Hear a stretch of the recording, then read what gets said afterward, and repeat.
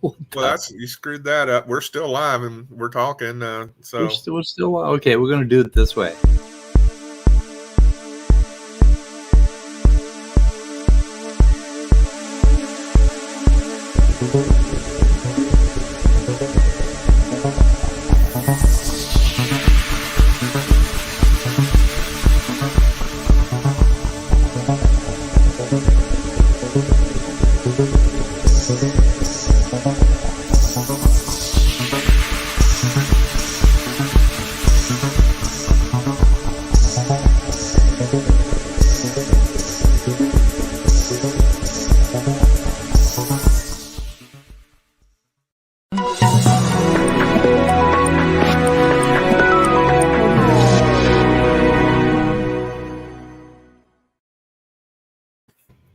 Hey, boys and girls, all one of you. I think we have one, maybe, well, two lurkers. And mine says 4 watching now, and two lurkers. So, well, it's good to have you two. It's good to have. We can just pull up a chair at the card table and have a nice little cozy game of Go Fish.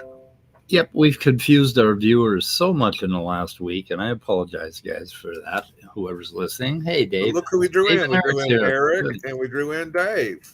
We had 2 people. So anyway, yeah, we had a death in the family, and it was, my sister-in-law, who's been in my life since I was in elementary school, like 11 years old. And we knew it was coming, but goddamn, when it finally comes, it really, really knocks you back, And she was such a powerful, powerful person that it almost seemed like it was impossible for her to die. It was kind of crazy. So anyway, there's that. And what the hell else is going on? A lot of shit's going on in my life right now. A lot of questioning about YouTube directions and what we're going to do with the weather report.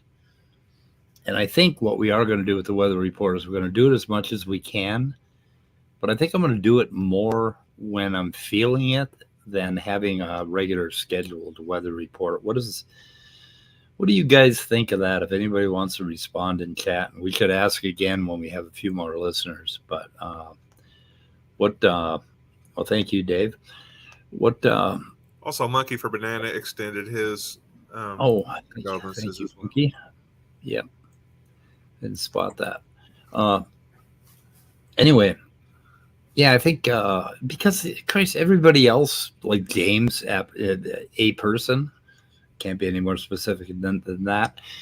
He goes live whenever the hell he wants, and so does Gerstreams and all that. And I think it's kind of screwing my life up a little bit, having a regular scheduled weather report. So at least fall for me is kind of a mixed time. I mean, it really excites me in a lot of ways. I really like fall. But on the other hand, Minnesota doesn't really have sunshine in the fall. It kind of goes away.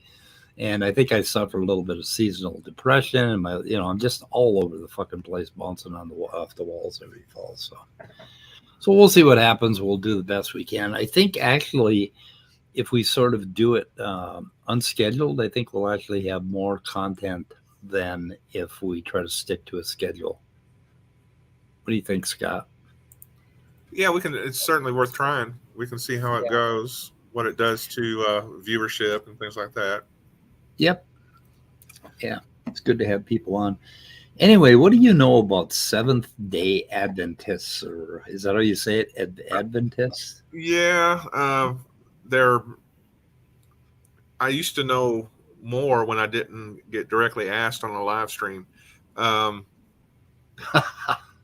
They obviously believe that the Sabbath is on a Saturday. They believe in following a lot of the food restrictions, I think, that are set out in the Old Testament, thinking that is God's way to health and prosperity. I forget the name of their founder. I'm sure somebody in our listening audience knows the name of the founder of the Seventh-day Adventists, but I think they were very involved too in the early origins of young Earth creation science. Okay. But I don't know that I captured the essence of what they're all about. I'm just, those are the factoids I have kind of, the little kernels of popcorn left in the bottom of the bowl after you're done consuming a bowl of popcorn. That's what's rattling around in my head. Yeah, LNGY. I knew somebody like Eric would know the answer, or at least be faster at Google than me. And I don't want to discount your knowledge level, Eric. They've got a university, the Loma Linda University. Oh yeah, a lot of creationists come out of their quote unquote science program. Right, and the reason this came up is I ran into a video by Douglas Axe, and he's not that old. He claims to have been fired by Cambridge, that they fired him because he was an intelligent designer, right? But then when you and I got a lot of links to put in, but there is a blog about that. Let's see, an invitation. What is this one? Douglas Axe. Okay, so he started out as an engineer, and then he switched over to biology. Then he got into molecular biology. Then he hooked up with a couple of researchers at, I think, First Lab or something like that. I think his name is First. And he started doing research with them, and he wrote a couple of papers on Barnase and the mutations in a certain enzyme and whether or not it was functional. Well, then he wrote one more paper, and the original two people refused to put their name on it because they didn't care for where it was going. And that was the one where they came up with that famous number, 10 to the 77th. That 1 in 10 to the 77th proteins are functional. Oh, okay. Okay. But the interesting thing about that, and I've got a video on it, is that it's actually a range, and it goes from 10 to the minus 50 or 10 to the 54th to 10 to the 77th. But then they unabashedly say, oh, well, most people quote the 10 to the 77th. Of course, that makes it even, the worst. So they've got a range, and what they do is they pick the extreme number, the extreme of the range that favors them the most, right? So 10 to the 54th to 10 to the 77th. Yeah, which isn't good communication if you're truly into the science. Yeah, and let me see if I can find a calculator. But they're looking at a 153 amino acid protein, and that one has 20 to the 153rd power. So anyway, and they calculate that 1 in 10 to the 77th. So they claim that the protein space is so huge that there's no way that you could possibly pick the right functional protein out of that space. And he wrote that paper. And shortly after, he left Cambridge. And I think Cambridge will not comment on what happened because, of course, they don't have to. But as somebody pointed out in a blog, there's an imbalance because the person that gets, that ends up leaving the research lab gets to talk freely about it, right? And claim he was fired. Right. But the people who let him go because of legal reasons can't say anything. So creationists like Ben Stein and Expelled, they often take advantage of that imbalance.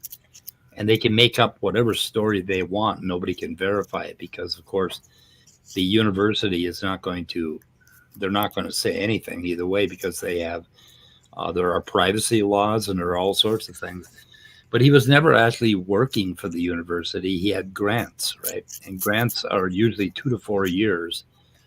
And for a grant, you get about $4,000 a month. And now he went to a new institute called the Biola Research Lab, where some people from the Middle East donated $2.5 million. So what would you do? $4,000 a month or go to this lab with your $2.5 million? So anyway, they're well funded. And they built a big fucking research institute and stuff. So let's see. what do we got here? Rules of engagement. What are rules? No, that's rules of inference. That's different. That has nothing to do with this. Casey Luskin. Okay, I'm Rules of looking at. Engagement was a movie with I think Samuel L. Jackson in it and Tommy Lee Jones. Yeah, Pretty good rules movie. of rules of inference. Who starred in that? Oh, I don't know. Yeah, Samuel I L. think Jackson and guess who? I don't know. I think Quine starred in that one. I'm not sure. Yeah, maybe. Okay.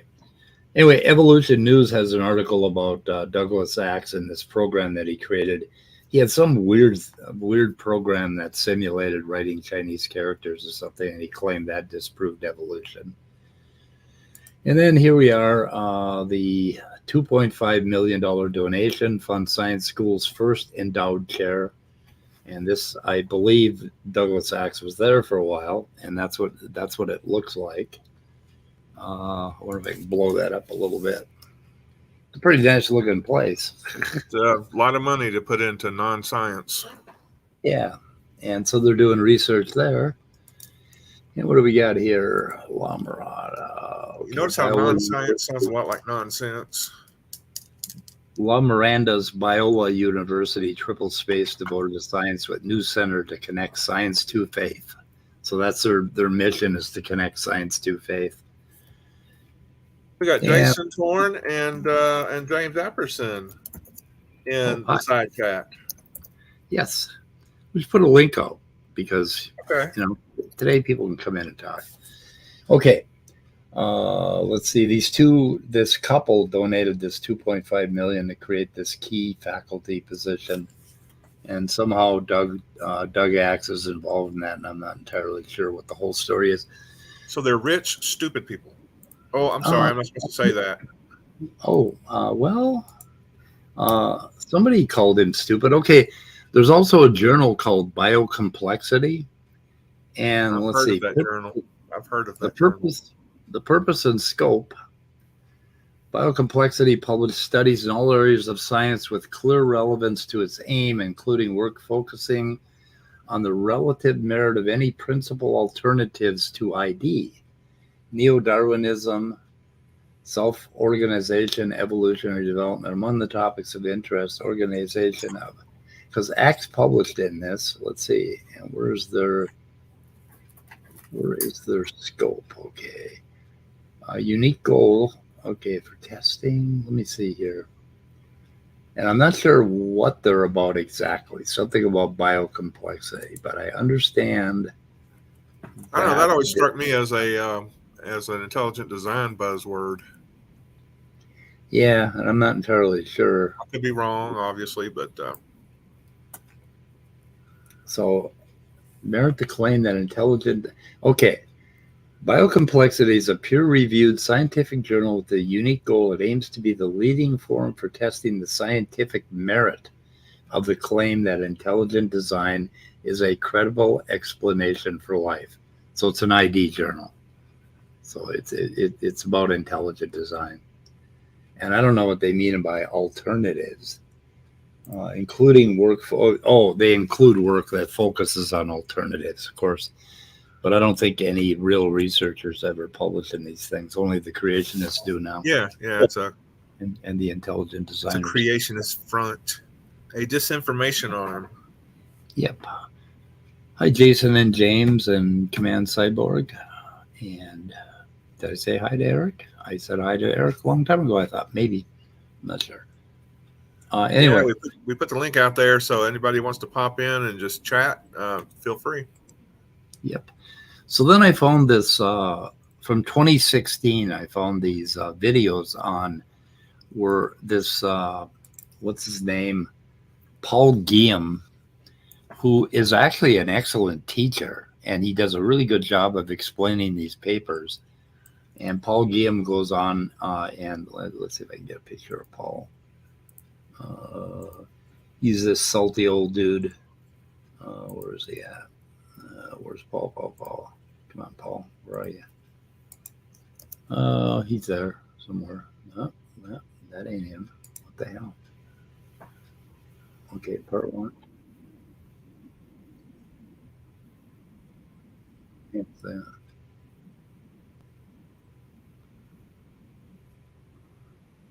Old people in suits in an auditorium.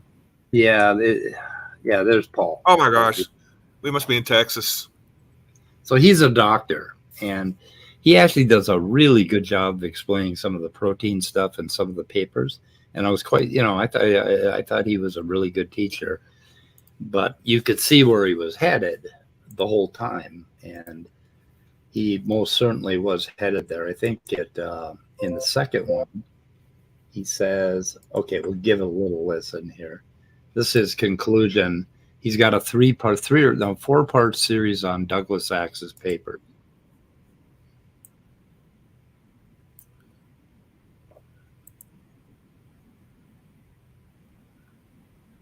Are you playing it? Did I just lose you? You hear it? I cannot hear it now. You can what?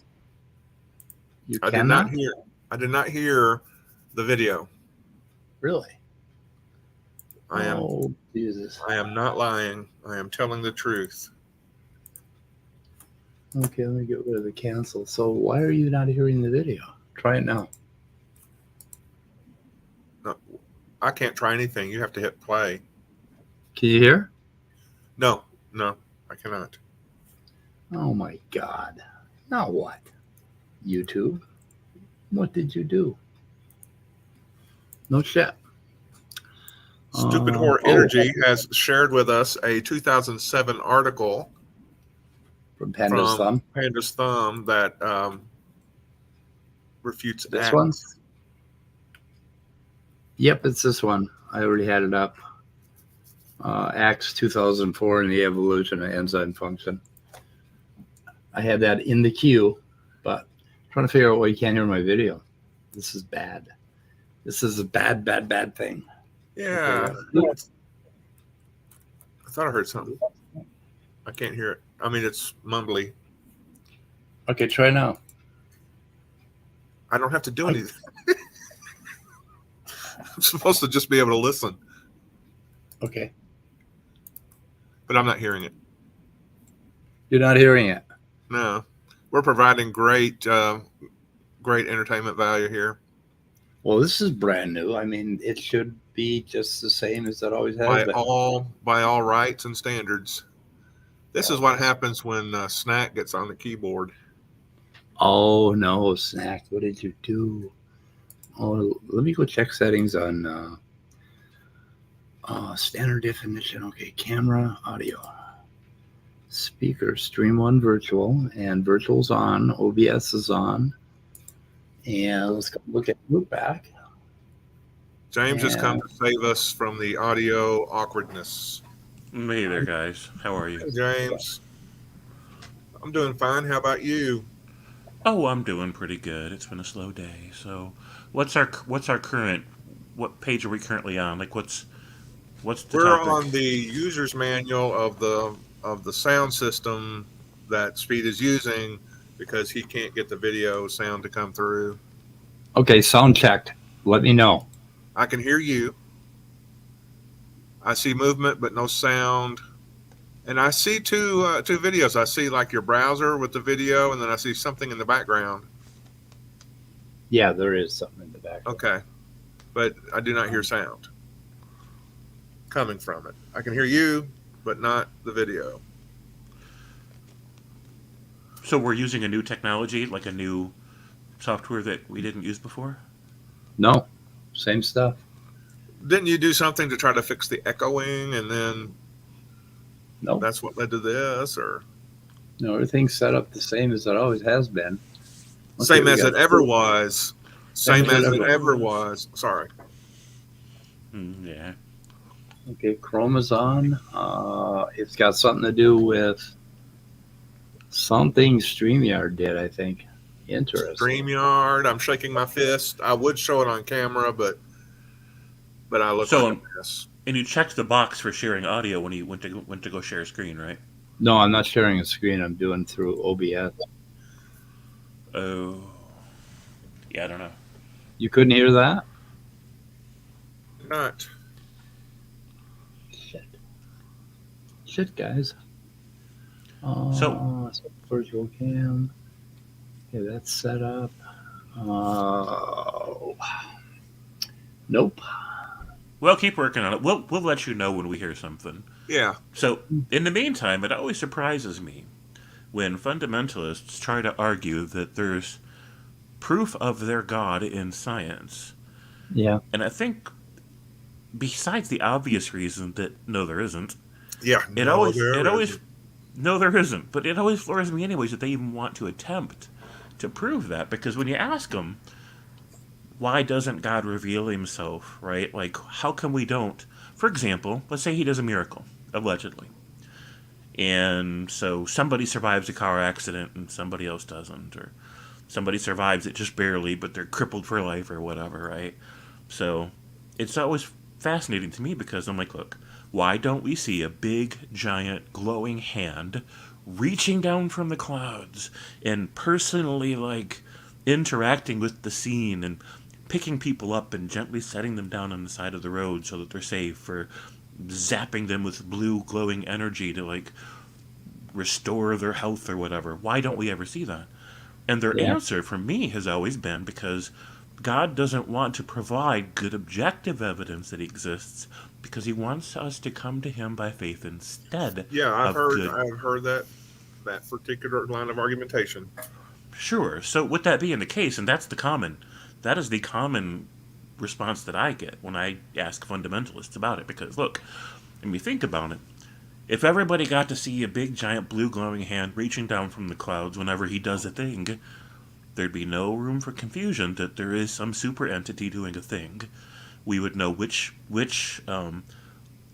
lucky events were because of him. We would know which ones weren't, right? We would know who he favors, right? And that's part of the thing. They don't want us just to believe that he's doing miracles. They want to believe that it's evidence that he favors a particular group of people. In this case, fundamentalist Christians. Well, if he only ever let us see this big giant blue glowing hand reaching down from the sky to do stuff whenever he's actually doing stuff, right? Then we would know who he favors. Wow, notice that only ever happens for Christian religious fundamentalists. And then people would say, wow, in fact, look, it only happens if you're a Trinitarian also. And like we can keep narrowing it down, right? And then we would start to know that whoever this super entity is, at least we know who he favors. So, with it being the case that he chooses to hide so that we can't know for sure, it wouldn't make any sense for him to go out of his way to leave a trail of scientific breadcrumbs that lead to him. And only through complex arguments, right? And supposition. Like, Yeah. if this being exists, he either wants us to objectively be able to verify through science that he exists, or he doesn't. So what they're really describing is a God that can't make up his mind about what his moral values are, or what his own great plan is. He kind of wants us to know that it's him. He kind of doesn't want us to know that it's him. He can't make up his mind. Mhm. And so every time they come up with these arguments for, look what science proves about my God, I'm like, what, that he's an idiot? That he can't decide what his own values are? You know. Yeah. Their whole thing is, in fact, starting with the Wedge document around 2000 or in the late 90s, their whole thing is changing the dialogue, right? And so they keep putting forth this dialogue that we're just discovering in science that cells are complex and there is no junk DNA and blah, blah, blah. And they keep making all these claims that they just discovered things. And then when you ask them why the rest of the scientific community isn't all over this, they'll say, oh, well, they're just, they're stuck in their paradigm and their worldview. They just want to be atheists. And the truth of the matter is that most scientists are not atheists. Right. And so the whole narrative falls apart when you start to look at it. But the interesting thing is that, like this video, which I can't play because my audio is fucked up and I have to reset my computer.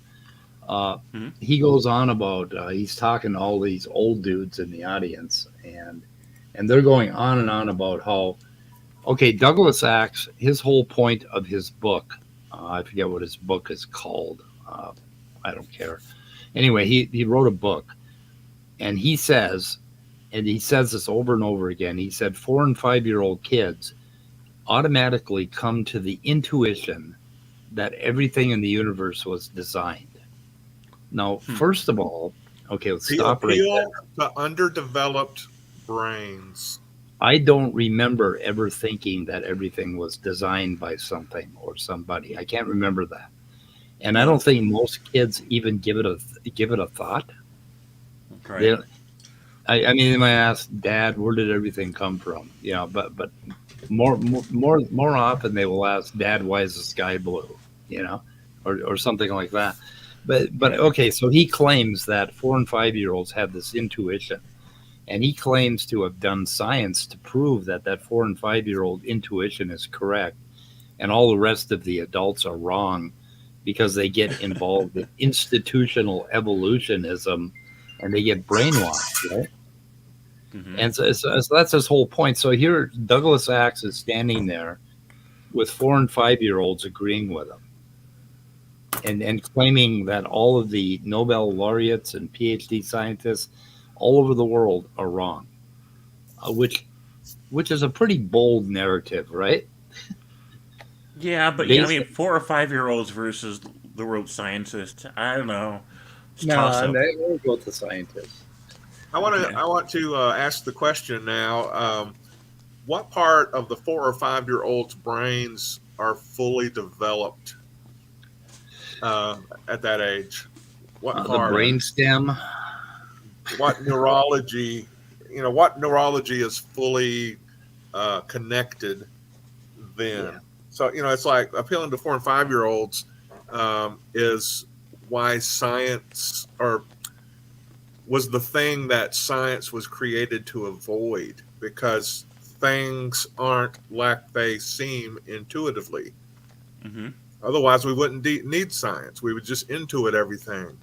But science takes out the intuitional part of our conclusions and says, can this be supported with evidence? Right. Yeah. Also, if you look back far enough in history, go ahead. I had a plan to play some clips, but my plan has been foiled. So, well. Now, Top Dog wanted to see if you wanted to let him on and he could play him. Oh, I could play him in a different way. I mean, I can share the okay. screen. You just want it to be in the way you have set up. I got you. Yeah. It's just not convenient switching back and forth if I don't have OBS. I mean, I could use the StreamYard bullshit and try it that way, but fuck me. I don't want to do that. Right. I don't want to do that. That's what they could try. Okay, this is present. Oh, they changed the button to present now? Yeah, they do. That? Isn't that lovely? Yeah. I wish they'd change some other fucking shit, instead of screwing around with stupid things like that. Right. Jesus. I mean, they got a lot of other work they should be doing. Okay, Douglas Axe, the research part 2. Oh, am I on part 2? I'm on part 2. Hello, Melody and Carol and Stephanie. Oh, they made the share tab audio default clicked on, so they did make an improvement. It used to be default off, mm-hmm. and everybody had a problem with that. Okay, there we go. Okay. So let's see if the audio works on this. And side chat, we appreciate you bearing with us during these technical problems. Yeah, there's a lot of technical problems going on. Most of them are in my head. You're not measuring up, so that's why you're bad. This is also implicit in the entire suffering. I love this guy. Issue of the quarterly that we're studying now, of Job. Anyway. And why it was almost like a reflex. Can you hear it? So, yeah, I can hear it, and it just sounds to me like bloviating old people now. Yeah, he's a bloviating old person. Is this a Sunday school class? Because, well. Okay, I wanted to play this part. Hello, Midnight. Hello, Midnight. Hey, Scott. Okay. Again, there's a discussion that you might not want to miss if you're doing it carefully.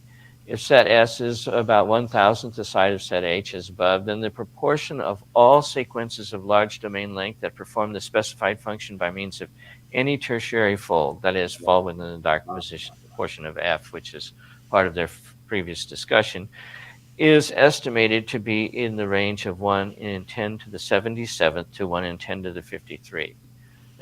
Okay, that's not the way it's written. It's written 1 in 10 to the 53 to 1 to 10 in the 77. I don't know why he put 10 to the 77 first, but anyway, listen to what he says. Interestingly, that's a range. You may notice that the 10 to the 77th got into the paper itself and was largely accepted by the people who cite the paper. Yeah. Why would they? Okay, if you got a range, so the store is 3 to 11 miles. Why would you pick 11 miles and make that the public face of that statement, right? Why would you pick the highest end of the range if you were not lying motherfucking assholes? Right? Yeah, right. I mean, 10 to the 53rd to 10 to the 77, that's 24 orders of magnitude. I mean, that's 24 orders of magnitude. That's a lot. So anyway, but there's that. So. And skip down to the end and then give you my take on it. Axe reaches the conclusion that for 153 amino acid region of beta-lactamase, there's actually 253 amino acids in the entire protein. So this is definitely a low estimate. The probability of finding a significantly active enzyme with the proper folds for natural selection to begin work on it was 1 in 10 to the 53 to 1 in 10 to the 77th. And again, this is extremely unlikely. There have only been 10 to the 40th cells on Earth, given the standard time scale. There's not enough time to test it. The probability of getting one right. Okay. That would be if life happened by rolling dice, or if I were to create sequentially, maybe, if I were to create life right now, like in its current form, in the extant form on Earth, and I did it by rolling dice, then these numbers would work, right? That's how unlikely it is for me to get it right. But nobody created life. thought that's what happened to life, I mean, it's like, but by the way, Midnight, I'm videotaping the covers of all my books for insurance purposes, and I'm going to create a tape and play it for you so that you can really fucking feel bad. Well, hey, you know what? If you actually do that, it actually works for me. I can see which books I can see which books I can find. Like, do that. Do that. That'd be good. Yeah. Like, I want you to do it though. By tape, do you mean video or audio file or something like that? Video. Video file. Video. Why would I do audio? I mean, why would I do an audio file of books? Yeah, right. It's like, okay, hey, Midnight. Here, here's the other file of my books. Okay, where's the titles? How about that work? Okay, so anyway, in Douglas Axe's first papers, the ones that he did in Cambridge, they found that 1 out of 4 of the proteins were functional. Here they're finding 1 out of 10 to the 77th for this second protein that they tested, right? And the way they tested it, they used like four regions of 10 amino acids. Mm-hmm. And the whole case they make is just a bunch of twisted gobbledygook that makes it sound like the intuition of 4-year-olds is correct. And he goes through this whole paper, and you're looking at the paper, like in the first papers that he went through, where he went through the 1 in 4 ones, he said, no, this is supposed to be weak evidence for evolution. And he said, but it's really not, because all E. coli have this conserved sequence. And he sort of like makes this, like he'll read the whole paper and you're going along with the paper, and then all of a sudden at the end he does all this great leap where he adds his own Seventh-day Adventist spin on things, and it's just amazing. But there's a lot of bullshit here that really surprised me. Like this. And again, this is extremely unlikely. There have only been 10 to the 40th cells on Earth, given the standard time scale. This is extremely unlikely. Actually, Tell you what, I want to listen to this video. Just listen to it when I'm having insomnia. yeah. Because this guy's voice can just really put you out. Yeah. That we should trust this innate design instinct rather than the current scientific consensus. Because the current scientific consensus can't deal with this problem effectively. I think. Okay, there it is. I think Rosenbaum or I can't remember what his last name is. Rosenhaus, yeah, deals with this kind of misuse of statistics and probability pretty effectively in his book. So the failure of mathematical non-evolutionism, something like that. I forget the name of the book, even though I have it. These back of the envelope calculations for life are ridiculous because that isn't how it happened. And it just, like, I don't think Douglas Axe understands anything about evolution. He's a molecular biologist, and he probably knows the field. To me, the real question is, does he know that the numbers are ridiculous, are being used wrong, but he just shares them anyway because it's more convincing to an audience with only a 4 or 5 year old understanding of science?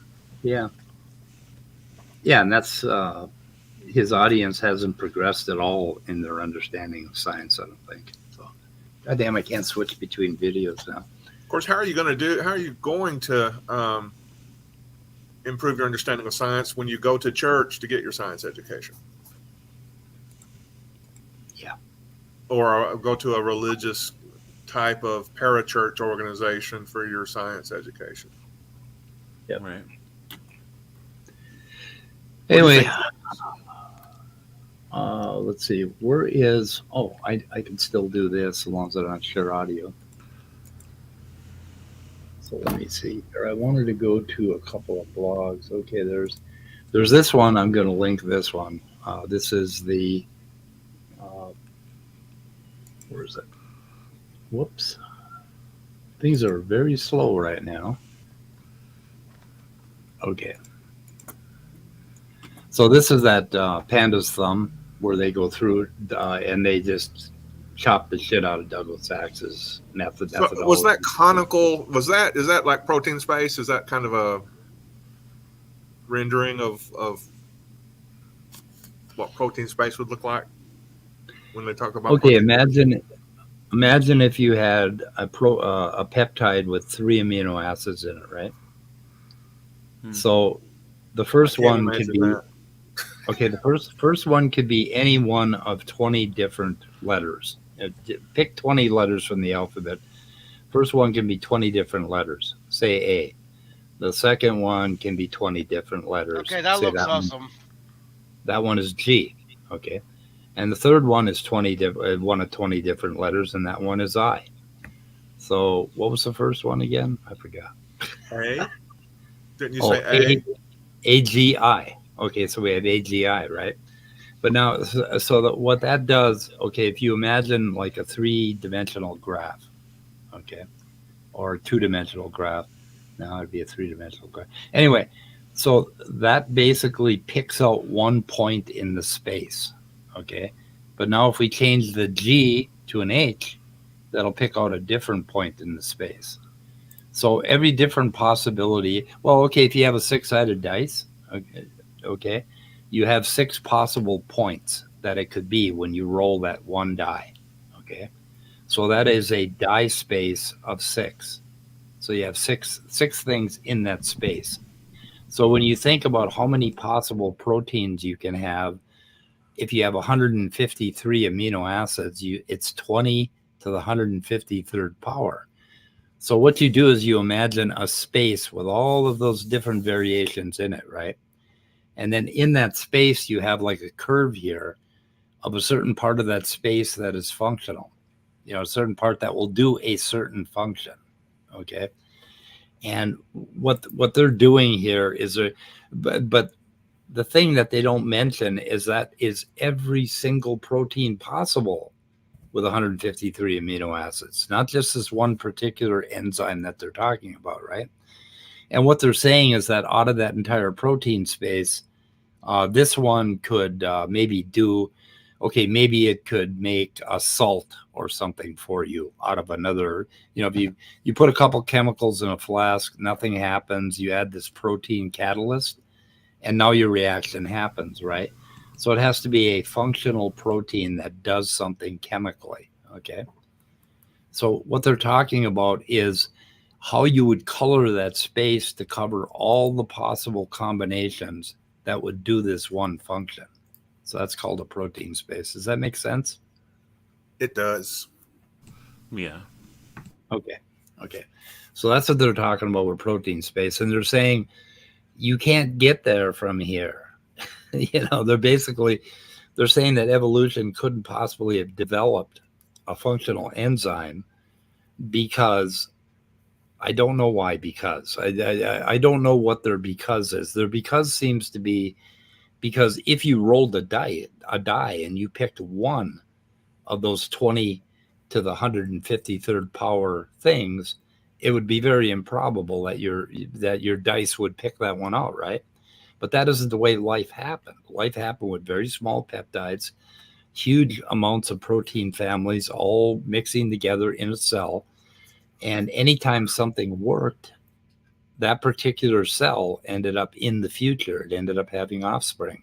If it didn't work, that cell died and it wasn't a problem. So basically, natural selection picks its way through that space and creates these functional changes in an organism very slowly over time. And when you're talking about prebiotic Earth, or not prebiotic, but just right at the point where evolution took off, right, where DNA was there and we had prokaryotes, we had something like 10 to the 30th prokaryotes, cells on the surface, right, or in the ocean. And these things were all multiplying and mutating for billions of years, for about 2 billion years. And in that process, they picked their way through these protein spaces and found functionality and found all kinds of different prokaryotes or bacteria. Think of them as bacteria. I mean, when you look at it that way, it is not improbable at all. Because things had to go from one step to the next, and they had to do so by not killing the cell. And that's called, if it kills a cell, it's called purifying natural selection, okay? If it does something good for the cell, it would be called positive natural selection.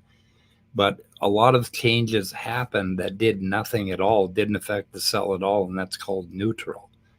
So there were a whole lot of combinations that were churning around that were neutral until they weren't. Until they either killed the cell or did something beneficial for the cell. So when you look at these huge numbers, you've got to think in terms of what was really going on in the biome or the biosphere over those billions of years, and then it starts to make a little bit more sense. And that's why people believe in evolution, because they're looking at this huge, big bowl of soup, right, the size of the planet Earth, with 10 to the 30th organisms turning around and mutating and poking their way through that protein space. And these guys, they come up with these back of the envelope calculations and these little one-off things, and they claim they've proven God, and they have not. So I will try to link all this stuff. So there was a thing, I'm trying to find, let me see. Okay, there was a nice little blog that talked about Doug Axe and his getting tossed out of Really? Who the fuck put that up? What the fuck? What's that? The blog?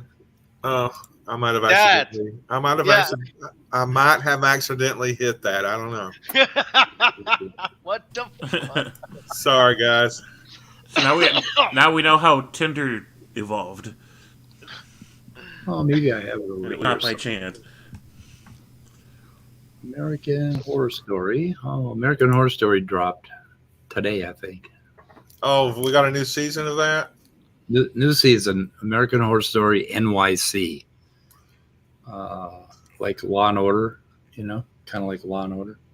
Law and Order SVU, Law and Order, organized crime. Well, it's saying American Horror New York City, so maybe there's some special supernatural New York City horror that I'm unaware of. Yep. Oh, I found a cat wearing a fedora, and it's gray, but it's not really a fedora. It's not a trilby anyway. I like trilbies. What am I showing? I explained to the side chat, I've been looking at Google images of puppies with fedoras. Nice. That's so adorable. It's fedorable.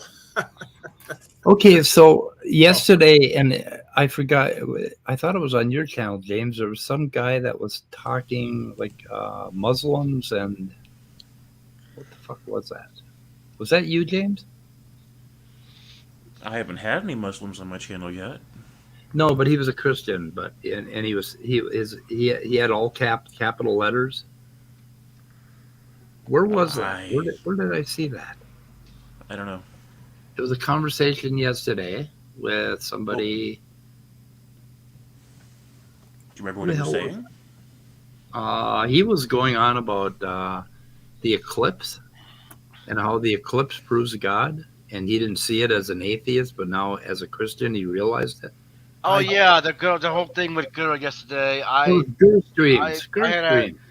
I had a headache and I just left because it's like Right. Because it's like from our perspective, the Earth, the sun, and the moon look the same size. Oh, it's a flirt You can't thing. do that. You can't do that without God. I'm like, okay, our eyes evolved to see. It was dumb. Yeah, I should have known it was girl streams, but I have this mental block. When I hear Germany, my mind just freaks the fuck out and blocks it out. Yeah, well, I don't blame you. Because it's so horrifying. Here's Gur. True, though. Okay, it was this one. And it was this guy, and this guy was fascinating. I thought P-Town, his name is. Anyway, did anybody see P-Town yesterday? That was quite a talk. Yeah, I'm like, yeah, fuck this. I just left. And then he says, evolution is bullshit, and he just fucking throws that out there. And I'm like, okay, I would like to talk to this man. I really would like to talk to this man. Anyway, did you see that one, Scott? Girl streams yesterday? I don't know if it was, maybe it was yesterday. I do remember a deal where they were talking about eclipses and things like that. Because, like in 1 year, there's going to be an annual eclipse. And then in 2024, in April, I think, there's going to be a full eclipse, a total eclipse that I'll be able to see in the Dallas area here. Really? So, yeah. I'm looking forward to that. I even texted my son and told him to put that on his calendar because, I don't want the grandsons to miss an experience like that just by neglect. Yeah. I am absolutely going to Texas next Wednesday, by the way, until Wednesday through Sunday. So I'll be missing. I won't have I'll have my laptop, but I won't be streaming. So anyway, so I put Gur in the description, and I'll try to fill out my description. But yeah, I've got some links for you too in the private chat. The one I wanted to note was that James Downard, was actually able to get a good hour-long stream internet connection on Sunday. What? Yeah, his internet connection worked? His internet connection worked long enough to get almost an hour out. So good. I have the link for that. Just I want everybody to go there and watch it. Simply because James Downard is the best at documenting kind of the history of Young Earth Creationism and ID, and he's been going over Daniel I mean, he's Jensen. got like two Well, books written with Jack with what the hell is Jackson his Weir. name? Yes. That's right. He They're had- in the middle of the second volume of The Rocks Were There. James RJ has completed several other books too, besides the Rocks Were There. So yeah, Yes, he has. Yeah, and everybody should buy them all. But his streams are incredibly good, and he is just incredibly informed. Unfortunately, his internet connection is just always Yeah. a problem, and it's horrible. Somebody needs to buy him a satellite dish. Yep. or something. I don't know what. Yeah, something so he can get some decent internet because Why that can't they guy. get fiber out there? I mean, he lives in civilization. I mean, does he? Doesn't he? I thought he I'm not lived sure if in he the. does. I think he's kind of like out in the outback in Washington or somewhere out there. No. I think they have like squirrels up in a tree with tin cans with internet. Yeah. By the way, I have a quick question for James. Hey James, why are you looking down in your avatar? It's like it's really sad and depressing. No, Oh, it's just sorry. me. Yeah, I never thought about it being depressing. It's meant to be contemplative, but yeah, I guess It looks depressing could. contemplative. Yeah. Yeah. You need something a little closer to head on, looking kind of downward, but with like your fingertips on your chin. Like you're Yeah, the thinking man, contemplating kind of like the thinking man. like you're stroking a beard, even if it's not there. Kind of look like you're stroking your beard. Yeah. Right. That's nice. I'll work on that. No, that's really good. That's really a good picture.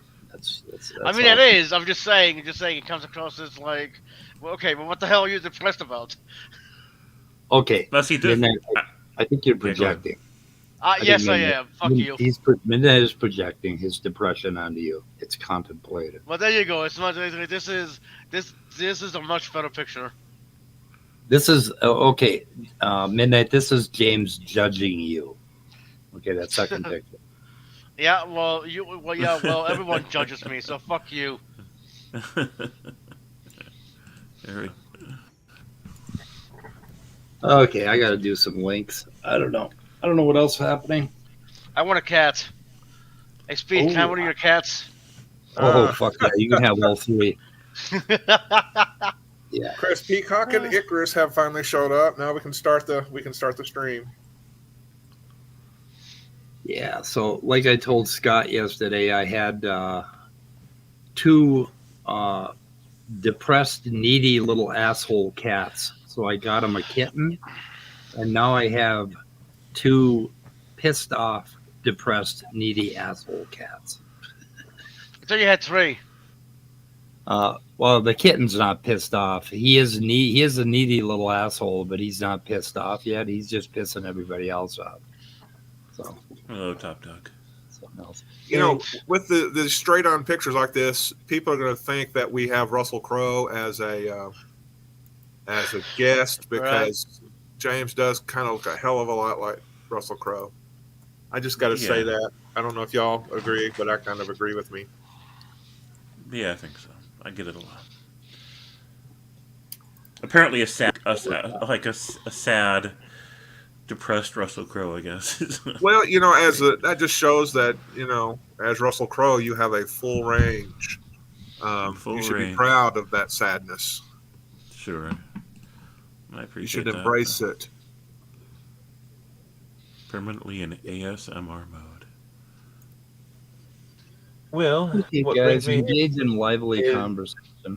oh, So, something Earlier, about, someone- Go ahead. Scott Duke was saying about eclipses. Yes, I was mentioning we have eclipses coming up in the next year or two.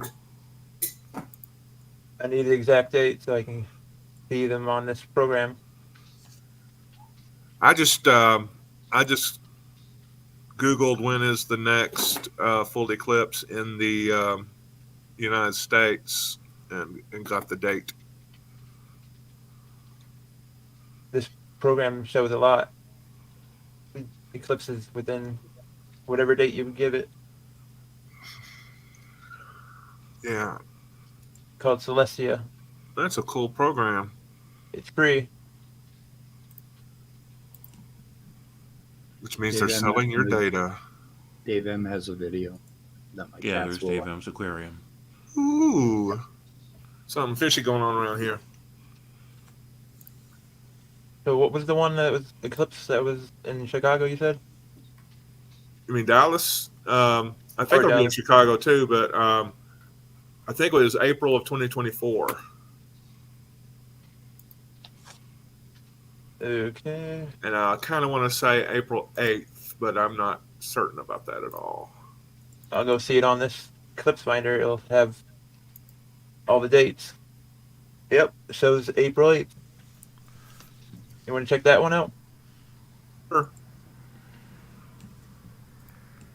What is it going to be? This year? April Right. 8th of Mexico. 2024. 2024. Oh, that's a long way for me. I'm not entirely sure if I can make it.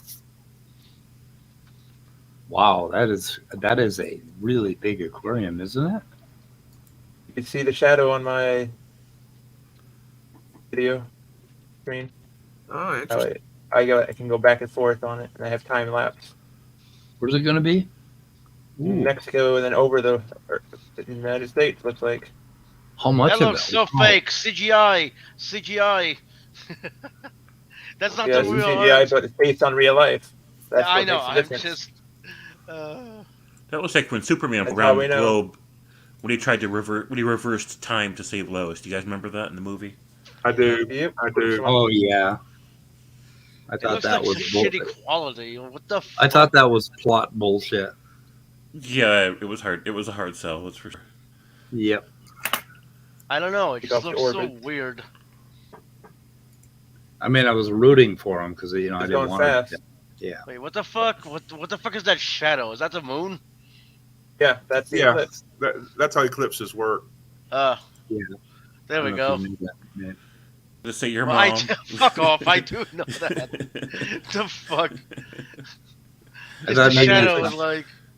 Go maybe you to thought it was like a genie with a big blanket or something. I don't know. Yes. go to the center and Get a dick.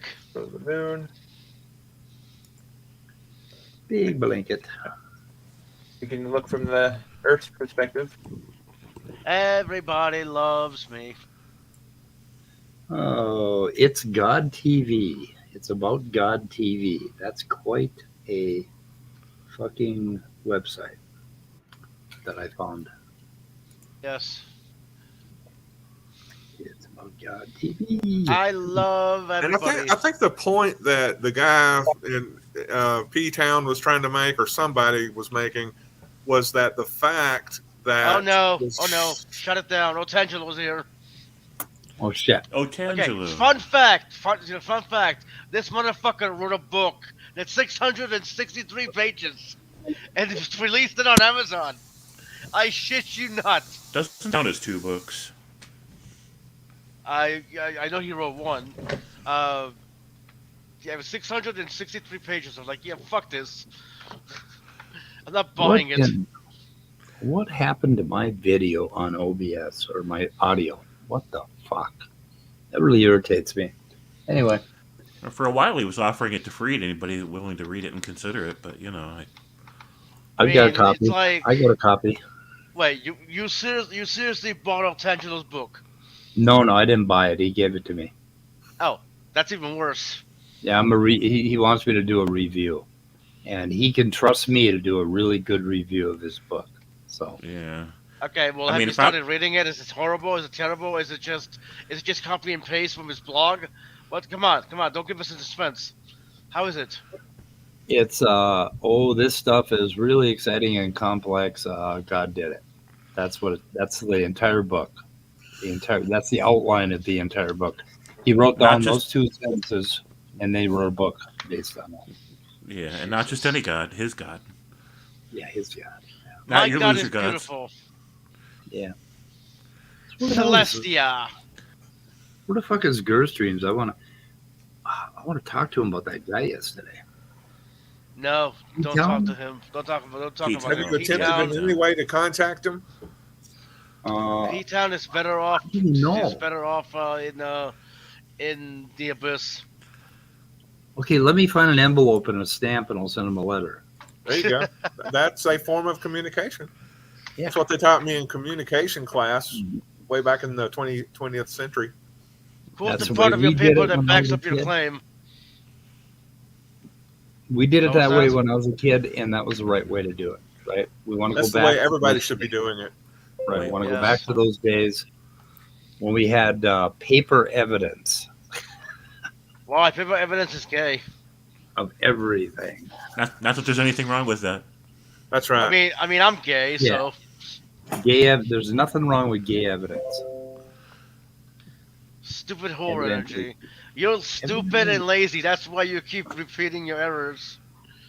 Wow. Well, that was a good one. Okay, so now Otangelo's going to say something mean to her, and we have to not block Otangelo because otherwise I will appear biased. Well, Yes. we are biased, but we still don't want to. We don't want to appear biased, right? Yeah, just because we are biased. We are biased. We are really biased. I do Especially not on like the- Gaia. I do not like the daddy in the sky. He is not my favorite daddy. No, Sky Daddy's a problem. They don't like when we call him the Sky Daddy. Daddy in the sky. Why don't they like Sky Daddy? You think, like, when me and my Because it's friend... demeaning. No, when me and my friend became Christians for a summer, we used to call him Big Dad. Was that demeaning? Yes. It sounds reasonable to me. Big Daddy. Dad's another way of saying father. They say that already. The Right. word El just means mighty one, and they call it sometimes, right? So, same thing. It's, Big Dad. Big Dad kind of sounds like a pimp. Right. Yahweh is a pimp, that's for sure. Yeah, he is. That's for Who's your sure. daddy? Wow. Who's your daddy? Anyway, Where's Me. Nerdy Rodent? I wonder if he's mad at us. I haven't seen Oh. Nerdy Rodent in a while. Leo wrote us a little poem. Who? Going up to Or the did he daddy in the plagiarize? sky. Going up to Daddy in the sky. That's where I'm gonna go when I die. When I die, and they lay me to rest. Gonna go to the place that's the best. That's the best. Oh, You know what? That's Leo? not original, It isn't, but fuck you. but it's good. He made the change that made the difference. So thank you, Leo. I'm so gay. I'm in this stream. It's okay. It's streaming men. Hey, Speed, have you put any of my links into the description yet? I put them all there. Oh, good. Because the replacing the Phantom God, what neuroscience reveals about the compulsion to believe, was very interesting as well. It was on Myth Vision. Dr. John C. Watty. It's worth another look at. It's worth getting the book and looking at it. I plan on doing that someday once I read through at least one of the many, many books I've been buying on impulse. Me too. God, me too. Someday I will finish all the books I have. It's almost like a curse, the desire for knowledge. Yep. Tell me about it. Well, I I mean, know what you're that's talking about, man. That's what we were warned about in Genesis, right? Don't you dare even risk knowledge that might cause you to outgrow the Sky Daddy. Don't you dare grow up. That stupid horror energy. Still waiting. I want you to tell me where your paper backs up your claim. Jesus, demanding a little shit, isn't he? That's his bluster because he knows he's wrong, and he ought to know he's wrong. I've got a paper that backs up my claim. I'm gonna go find it real quick. I got a paper. What is love? Baby, don't hurt me. Give me that claim. Wait, no. Give me that source. No more. Wait.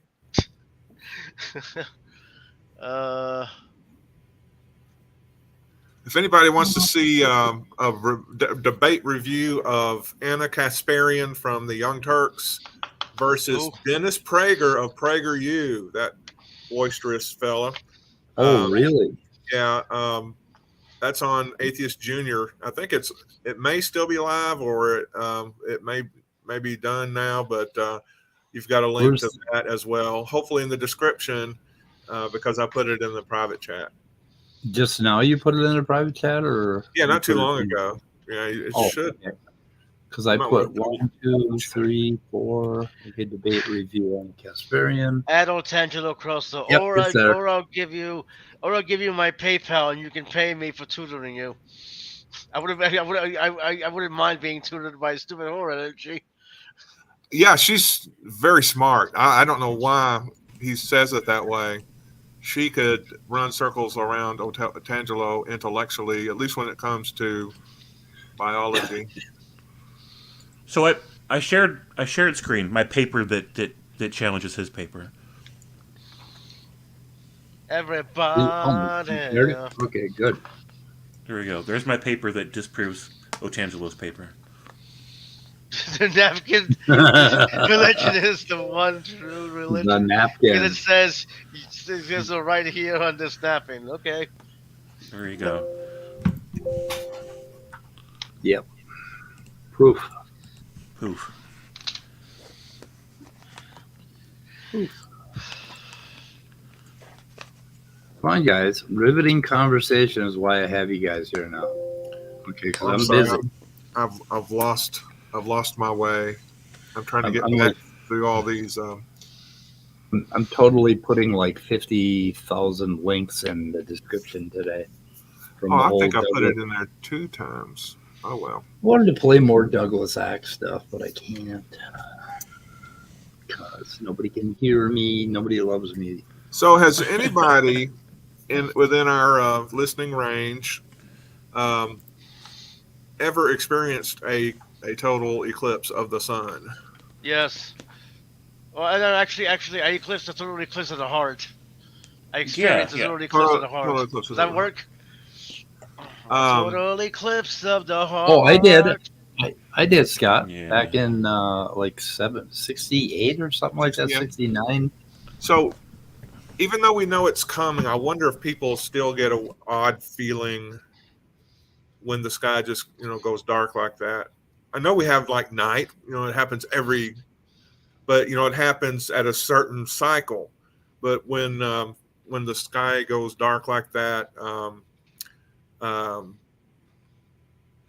basically, out of off schedule like that, then I wonder if there is a innate sense of dread at that, or if the fact that we know it's coming, if that alleviates that. Any thoughts? If you know the eclipse is coming, or Yeah. I do not experience dread at the thought of an eclipse. I don't either. Well, I mean, have you experienced an eclipse? Sure. You have? Oh, okay. I'm just wondering.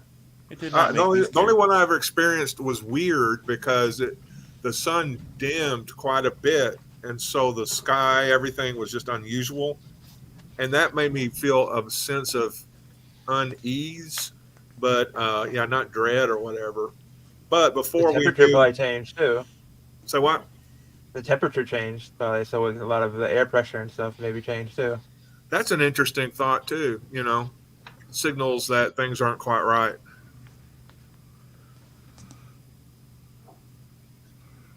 This guy here, Otangelo Grasso, you are requiring of stupid whore energy something you never do.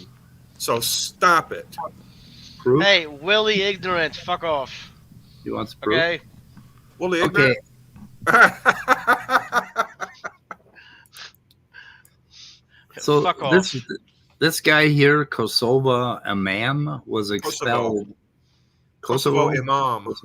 Okay, he was expelled for accepting Both. Darwin. Yeah. So this is kind of the opposite of the creationists. They always get expelled from universities like Cambridge because they believe in God. Well, this guy believes in like Islam, I guess, but he also believed in Darwin. He believed that's the way God did it, and it's an interesting little article, and I linked it. But they apparently tossed him out because he got vocal about this. And let's see, what is it like? I forget what it was. Where did he say this? Ceremoniously expelled. That means they grabbed him by the scruff of the neck and seat of the pants and threw him out. Let's see, cost him his job. But we have fact check this too to find out if there's some other reason. The story continues. Good point. That's a good point. Yeah, he had an interest. There was a part here. Let's see. Contrary to Islam and our internal regulations, they said. So they admitted that that's why they tossed him out, because he believed in evolution. And there's a whole lot less nuance with. To me, that's my impression anyway. With Islamic institutions than with most Christian. But you see, I don't know. I don't want to say that. I also want to say that Islamic institutions are more like fundamentalist institutions anyway, but that may not be true across the board. Yeah. Let me see. You're embracing the theory of evolution. I'm trying to find out. There was a comment by him. Here we go. Living creatures are created by evolution, but this evolution is led by God. So that's basically their theory. Is that that's what got him kicked out? Huh? Is that what got him kicked out? They got him kicked out. Yeah. So he's a theistic evolutionist. Yeah. Which is like the most chill kind of evolutionist you can be. Yeah, you're not fighting science, and you're not fighting your religion. I mean, you're a believer, but you accept all of science. And theistic evolutionists are a good step forward. A good first step is what I would call them. A good first step. And the reason that they don't fight science is because they don't have this fundy attitude that they have to other everyone else in the world and be this special little island of God-chosen believers that we know the truth and everybody else is brainwashed. Well, tell you about brainwashing. We could comment on brainwashing ourselves a little bit. Anyway. Yeah. It's just projection, right? That's just what they do. Whatever they're guilty of, they accuse you of. So that there's this whole thing. It's related to this political bullshit that's going on in the Republican Party right now, and this real divide that we have in this country. Like, the two parties have never been more divided than they are right now. I mean, they're just super divided. And they're divided on the very same principles as these fundamentalists are divided with science. It is the same disease. Do you agree with that? See, here, I have an interesting thought about that. The leftists, the liberals, the centrists, and the conservatives are now currently more united than they've ever been before. And the reason I say that is because the party that we call the Conservative Party is not the Conservative Party. We've meshed all the legitimate parties into one that we call the Liberal Party or the Democratic Party in order to maintain the illusion of a two-party system where these crazy extremists have completely taken over the Conservative Party and pushed all of them into our side of the camp. Like, we've all merged into one camp. So, it's what they call their political party isn't a legitimate political party at all. It's just insanity. It's not a real party at all. It's just a big mafia grift of crazy people. Yeah, the Republican Party used to be about small government and government not reaching into your personal lives, reaching into your bedroom, and so how in the hell does legislation against being gay or gay marriage or legislation against what kind of drugs children can take to block puberty, how is that a conservative position? Because their position was always my home is my castle and the government stays the fuck out of my home and you don't control me. And we have a small government and we're fiscally small and responsible and we have, basically the only thing the government's for is to have a strong military to protect us, and other than that, they stay the fuck out of our lives. That used to be that was a Republican from 1965, and now all of a sudden, they're in our fucking bedrooms, they're in our wombs, they're everywhere. I mean, they want to control everything legal with legislation. How is that a conservative position? I don't get it. It's not. What is It's wrong not. with Government's supposed to be for the people, by the people. Right. Yeah. The conservative party that we have now are not conservatives. The conservatives have merged. Yeah, the fascists. with it. Fascists. Yep.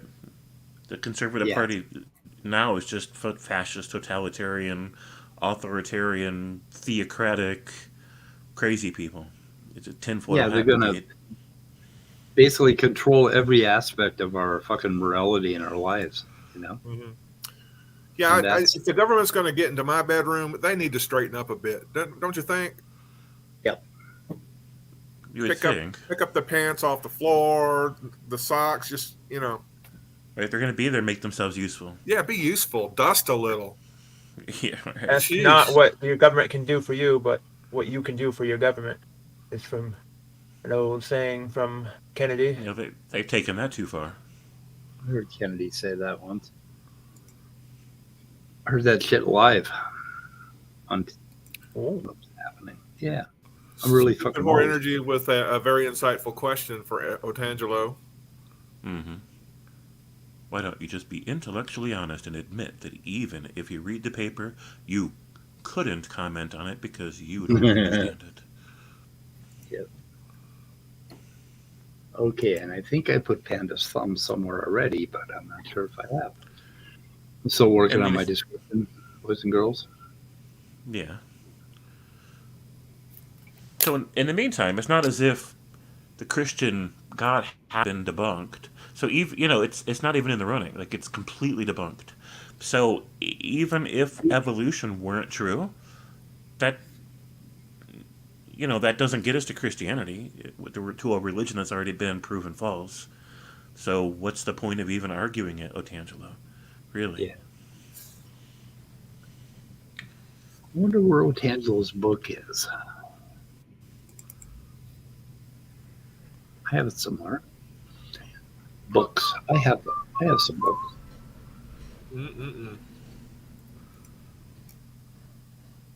We lost Midnight. Why did we lose Midnight? I was going to ask him a question. We always lose Midnight. He just jumps out. He evaporates. Just obviously.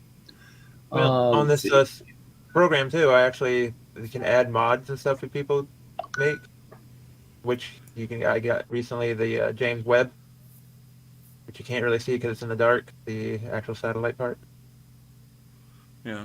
You see the heat shield. Once again, Otangelo is asking for things that he is unwilling himself to do. Otangelo, I'm afraid you are bordering on hypocrisy. You are asking Stupid Horror Energy to explain a paper to you and how it deals with an issue when you don't answer questions like that. Sir, be honest. Have integrity. I'm sorry, did I? I'm with you 100%. That there is no issue to solve, as Stupid Horror Energy points out. It shows the deep connection between natural selection and chemical kinetics. Oh, and then thank you to Pagan Mom. By the way, Pagan Mom, I turned on my camera just for you. I wanted you to see that I was wearing my olive fedora. Although I would like an almond fedora. That would be great. Almond flavor? Was I muted when I was screaming at my son? Yes, you were. Good. What did you scream at him? I want to. Oh, he decided to have a conversation with me from 2 floors up. Oh, yeah. That's always workable. Yeah. Oh, is it called On the Origin of Life by Means of an Intelligent Designer by Otangelo Grasso? That's the name of the book. Yes, that's the name of it. That is the name of it. Ooh, this is exciting. Let me see. See, once again, there goes Otangelo expecting copy and paste quotes. Otangelo, you're just going to have to do some reading. Right. You're just Quotes going to that- have to do some reading, sir. Quotes that wouldn't even fit into the character limit of a side chat post, anyways. It's pocket logger. Hey, can you guys hear me? Hey, Jay. Yeah, we can. How's it going? How's it going, man? I was just first off, I was jealous because I got on stream looking for James Apperson. Where's James? And then you snagged him. Yeah, snagged me. But Hey. yeah, man, just wanted to say hi. So Speed, you were talking earlier about how they never talk properly about the odds and represent the situation accurately with regard to, talking about chance when nobody said chance is what is how Right. we don't get species from chance. But Yep. I feel like the other thing they never represent because they just can't is that it happened. Yeah, it happened. Yeah, The probability's one, right? Like we have ourselves, right, who let's just call it megafauna big things. We can go back into the record and see that early on there was smaller, less big things. And then there's a period where there doesn't seem to be living things at all, right? And we see the earliest life forms. We found those, right? So we know that this transition happened. We know that at some point there wasn't life, then there was, boom, you have to go from inorganic chemistry to organic chemistry. The question is how, the whens and the blazes and the glavinoids. But once you accept that it happened, that is just my opinion, right? I work with computer programs, right, like Avita, so it's not necessarily what I sit around thinking and reading about all the time. But it seems pretty obvious that they're also just misrepresenting the fact that some form of abiogenesis happened, right? And even under theirs, right? Under theirs, it was nothing in the void of before timeless, spaceless, and immaterial even means imaginary. So yeah, I just wanted to offer a little bit of support on that. Also, I'm trying to smash Sal and powerbomb him through a table, but he runs away from me just as fast as he runs away from you. He talks a bunch of junk when he's somewhere he thinks he's got a bunch of eyeballs on him. Then he gets into his community and he goes, "Oh, I can't. I'm afraid for my safety because Jay is deranged and Speed is a stalker. And I had to pull Rebecca away from these people who talk to her more than you do." And like just ridiculous, just ridiculous. But regularly, it wasn't like Rebecca was so afraid of us. Like she know who we are, better than him, apparently. I still talk to Rebecca on email, and she's a friend. Right, I email her exactly. Like, what are you talking about, Sal? And she didn't have a falling out with us. Apparently, she had a falling out with him.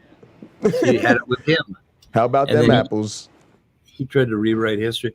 But anyway, this Douglas Axe stuff that I was talking about, the proteins that he was studying were involved in penicillin resistance.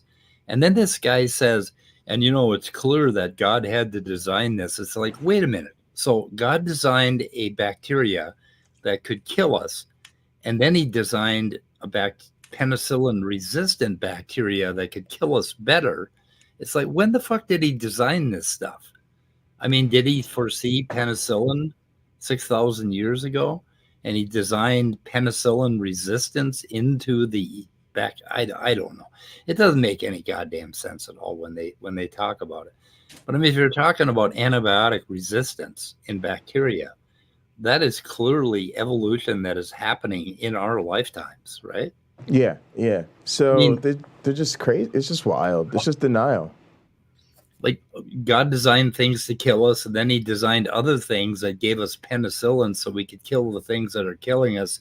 And then he designed penicillin resistance so that we couldn't, so that we still got damn. What the Also, I agree with you about it being the same lie. That's what got me, that's what motivated me to start making content. That's what motivated me to find this community, and that's what motivated me even more to start making content, because I felt like this was the same people, it was the same issue, and nobody would say it. We were gonna say, oh, they keep talking about this philosophy over here and none of the philosophy works. Oh, they keep talking about their religion in the Bible over here and none of that works. They keep talking about the historicity of Jesus over here and none of that works. Oh, and then there's this political ideology that doesn't work. And then there's the anti-LGBT. No, they're all the same nonsense.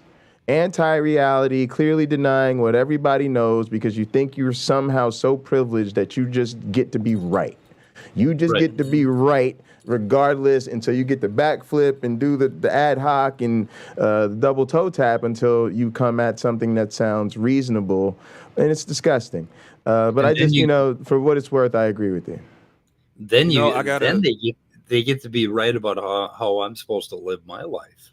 And Yeah. Also, I think Wayne and Lena might hop in. We're trying to show some group support here. So, and then also they're in on Gather. So, you might hear the Gather crosstalk. But the last thing I want to say potentially is if Otangelo Grasso is going to come at Stupid Whore Energy, he needs to understand, first off, he's just way out of his league, and just don't embarrass yourself like that. But number two, like James Apperson figured out about Otangelo, he's really just a milder version of Darth Dawkins looking for a spanking. But if you come at my number one fan, Stupid Whore Energy, who sends me the Benjamins, all about the Benjamins, he sends me those Benjamins, Otangelo, you're going to escalate from spanking to vicious, violent, bloody, gore-fest beatdown, quick, fast, and in a hurry. And honestly, I've kind of figured out Otangelo, and I'm done protecting this dude's feelings. I literally don't care. He probably won't even show up at my channel anymore because it's just going to be a space to be violently massacred. He's just a punching dummy because he's ignorant, and he doesn't care, and he knows it, and he's just a troll. He's just a troll. He's just ridiculous. In this book, you want us to read a 600-page book? How about you read a book? It's just awful. I just have no interest in this person anymore. It's just gross. Go ahead. Sorry. I'm just done with him. Yeah, this fucker I spotted cell membranes. Right. Yeah. I spotted a table of contents entry for cell membranes, and I went and read that one part. And I'm like, oh, fuck. It's the same old shit. It's complicated. But couldn't have developed. Wayne, I think Wayne's trying to say something. Go ahead, Wayne. This shit's always going to be the same old fit because this is what happens. You see the schism, the divide of, they're talking philosophy and we're talking facts over here. It's always going to be there because they start conclusion first. Otangelo does not give a fuck about facts. He doesn't give a shit about what's real. He doesn't give a shit about what's testable, what's true. He only cares about cherry picking and finding things that agree with his end conclusion that he started with. He is not a scientist. He's not a thinker. He's not a smart person. He's just a troll, and he just wants you to spank him like fucking, what was his name? Passion of the Christ guy. Who made Passion of the Christ? Yeah.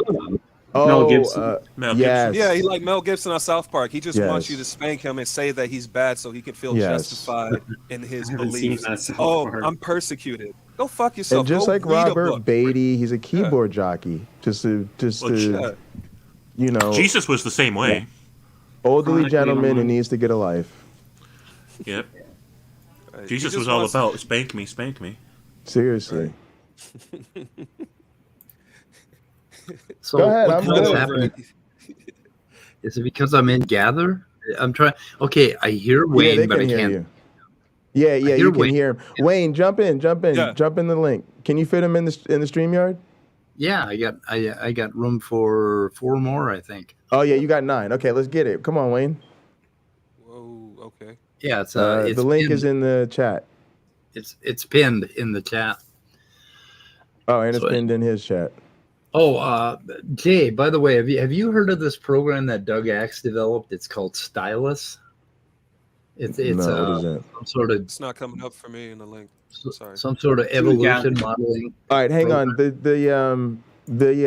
Wayne, the channel is Answers in Atheism, and he's got it pinned in his chat too. Okay, Yeah, I could probably get in there. I thought my StreamYard started a robot on me when I got into Gather. Yeah, it's okay. I've got to get So more used. I've got to get more used to Gather. So if I'm in Gather, No, we've and got to get you. We've got to get you hooked up with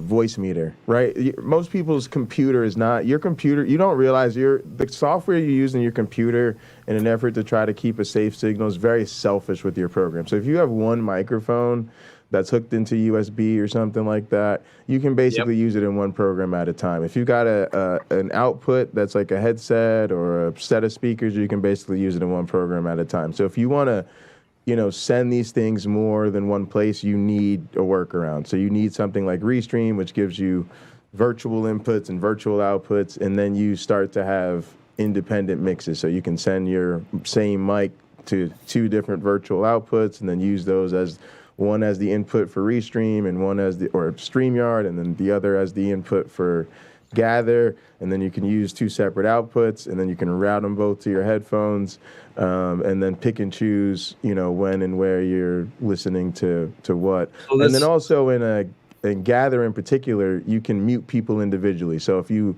were in Gather and Wayne and you were double hearing Wayne, you could just click the little 3-dot menu over Wayne's icon, his avatar, and then you can mute him individually. So then you'd still hear everybody else through Gather, but you wouldn't hear myself, Lena, or Wayne, right? So it gives you that type of flexibility too. Restream is a software package? No. Restream is an alternative to StreamYard, but you want to use Voice Meter. It's called Voice Meter.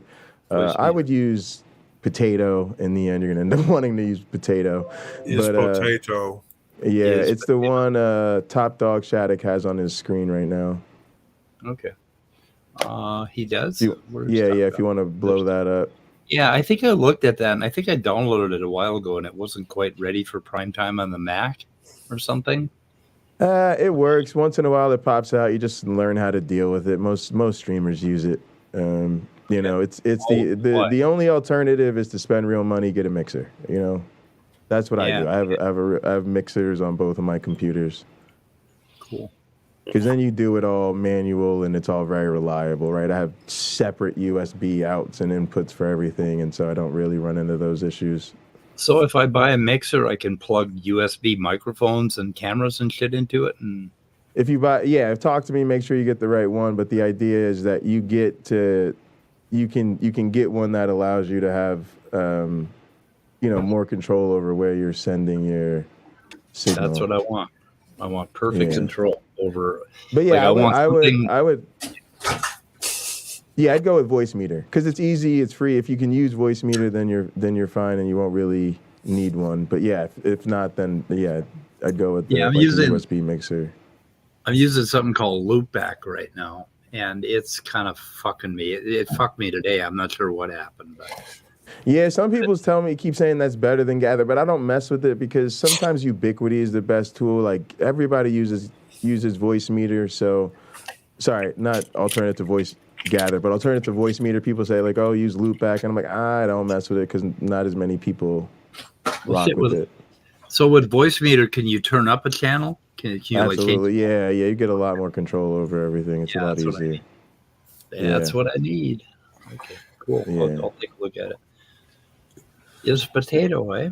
Okay. Yeah, it's the other two. They have 2 smaller ones that are free, but once you figure it out, you end up wanting the extra channels and flexibility anyway. Oh, by the way, I'm going to be doing a private interview with Dr. Chris Thompson, the one that did the Arn Rod debate. Yeah, he was really good. Yeah, and then we're going to edit it and probably premiere part of it, but we're going to be talking about bird brains and neuroscience and maybe a little bit about it and creationists, but we're going to do most of that privately. So anyway, that's going to be on Monday. I'm going to talk to you. Sure. The only other thing I wanted to say is I'm hard to get a hold of if you're not in Gather or just come through my stream, but I'll help you get caught up with the Vita Ed or whatever. Okay. Just got to come through and we'll get you going. No big deal. Yeah, I got distracted by a book on morphogenesis. So No big deal. No big deal, man. It's all good. I appreciate you. But yeah, I'm going to try to get everybody caught up because I think we're getting to the point where my class is working on group projects. And so I'm going to have to say, okay, these are the people who've turned in their work. I need to put you guys in a group so you can come up with the project yourselves. So it's going to be fun. But yeah, Stupid Whore Energy is also one of my best students. She always turns in her assignments on time, lets me know when stuff's missing. Oh, Tangela, you're just messing with the wrong person, man. Damn her. Messing with the wrong person. But Tangela's too old for this game, bro. He's got to hang up his boots. He's got to go sit over there. He can't even sit in the booth. I barely even want him in the back. He can. You know what? He could probably eat. Oh, Tangelo, go to the four corners of the earth and think about what you've done. Walk into the ocean, bro. Come on. It really pisses me off when old people try to get into YouTube and they try to fucking say shit. And stuff. I fucking hate that. Jay, I have a question for you, Jay, about Avita. Okay, on one of your programs, you showed you had a little Python script that had something to do with fitness and whatever. So, but then when I look at the Avita documentation, I don't see any option for going out and developing Python scripts. So what is that part of it? Depends on was it an Avita Ed thing? Yeah, you and somebody else were looking at a Python script and you were talking about mating. Basically, that's me and Cliff. We were working on Mabe. Yeah, that's like what I'm working on now. So like Mabe is totally different than Avita. It's just another digital system. It's called Modular Agent-Based Evolver. So that's the one I'm trying to primarily do a lot of my research on now because it's a lot easier to develop for. Like Avita Ed is sort of this educational version of Avita, but even the research version of Avita is not really easy to do much with unless it's sort of out of the box. So if it can do a ton out of the box, but for somebody like me, it's like unless you're like some sort of ace programmer, it's a pain in the ass to develop Avita Ed around unique questions. Whereas Mabe is like modular agent-based evolution framework. There's papers about it, but we just call it Evolver. Yeah, Mabe. It's written Cliff Bohm, and that's Cliff Bohm who I'm normally meeting with. He's the guy who develops it. Is that written in Python, or is it? No, it's written in C++. But there are Python scripts that are used to do the batch work, so to control batch jobs, and then there's Python scripts that we use for the visualization. So some of the tools are Python scripts, and that's probably what we were showing. Matter of fact, that's what I'm looking at now, right? I had to debug my Mabe code because I'm doing the shape mating thing that we were talking about, but then I had to debug my Python script that's used to control my batch jobs, and Cliff was like, yeah, you have to try that or ask Jory, who's another guy that helps us with the sysadmin stuff, because Cliff doesn't fuck with the making your Python scripts work. He just but yeah. So yeah, that's this thing. So that's Jory. Here. So Cliff and Jory are roommates and best friends, and Jory and Cliff are kind of the Mabe development team. Myself too, I guess I'm part of the Mabe development team, but those are the people who are into the code type stuff. It's a pretty cool system, right? But it doesn't have like a graphical user interface. It doesn't have like a virtual petri dish or any of that shit, which is great because it's fast. It's a tool meant to do science quickly, and also to make it so that, it's easy to sort of develop your own questions. Yeah, okay. I'm looking at the GitHub page right now for it. Yeah, so there's an installer and stuff, and there's a wiki that has instructions. That's kind of what I'm going through now. Cool. And so if you said you're on a Mac, there's specific instructions for Mac that you'll follow. And then once you get, once you're like up and running with it, then exchanging the code is portable. So the Mabe code works anywhere. But you have to get your tool chain set up. But then after that, all the Mabe code, we could trade code and modules and stuff like that. Cool. Okay. Yeah. Yep.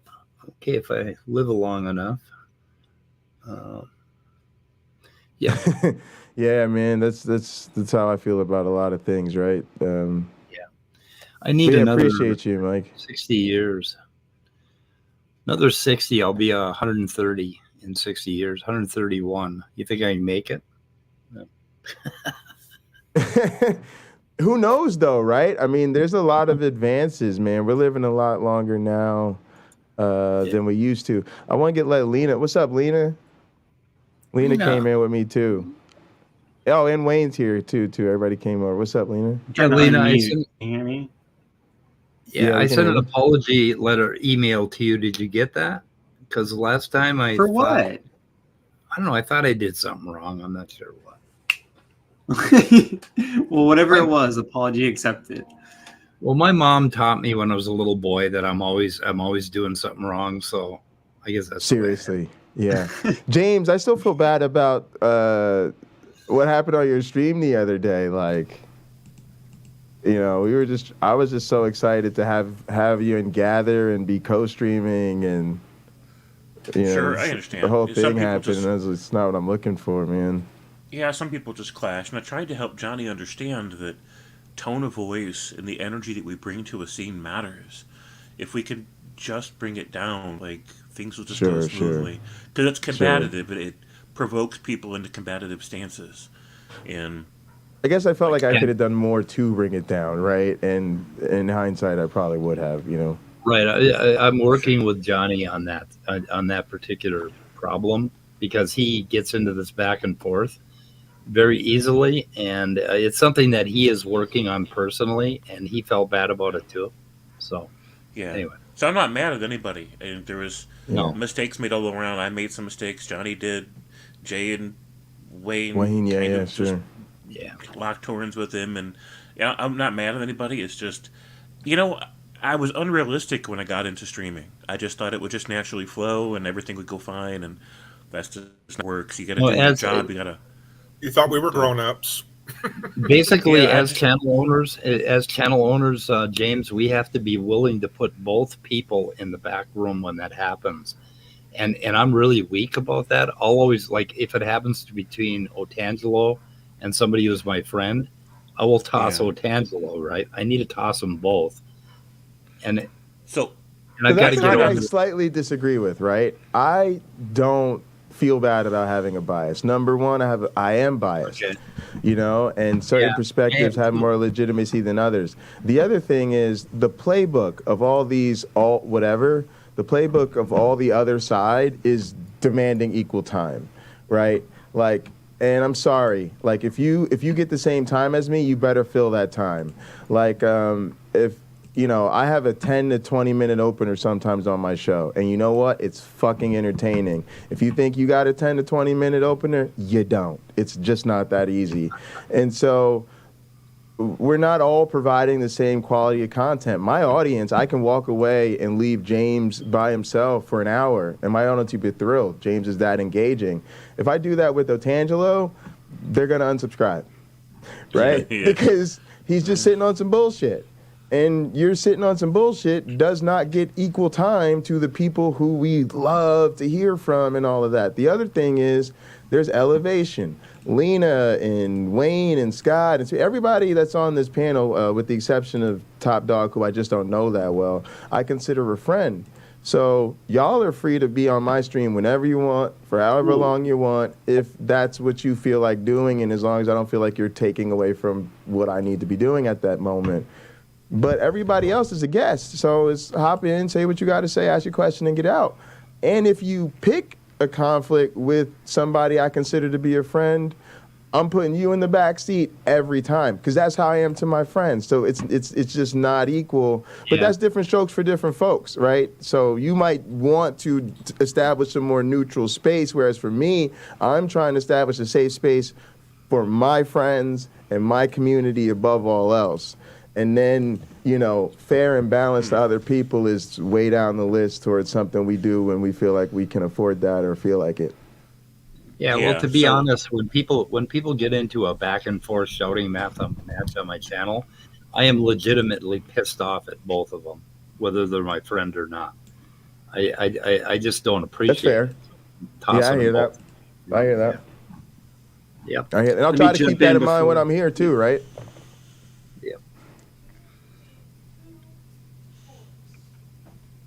Yeah, I appreciate that. I know James had something. Yeah, go ahead, James.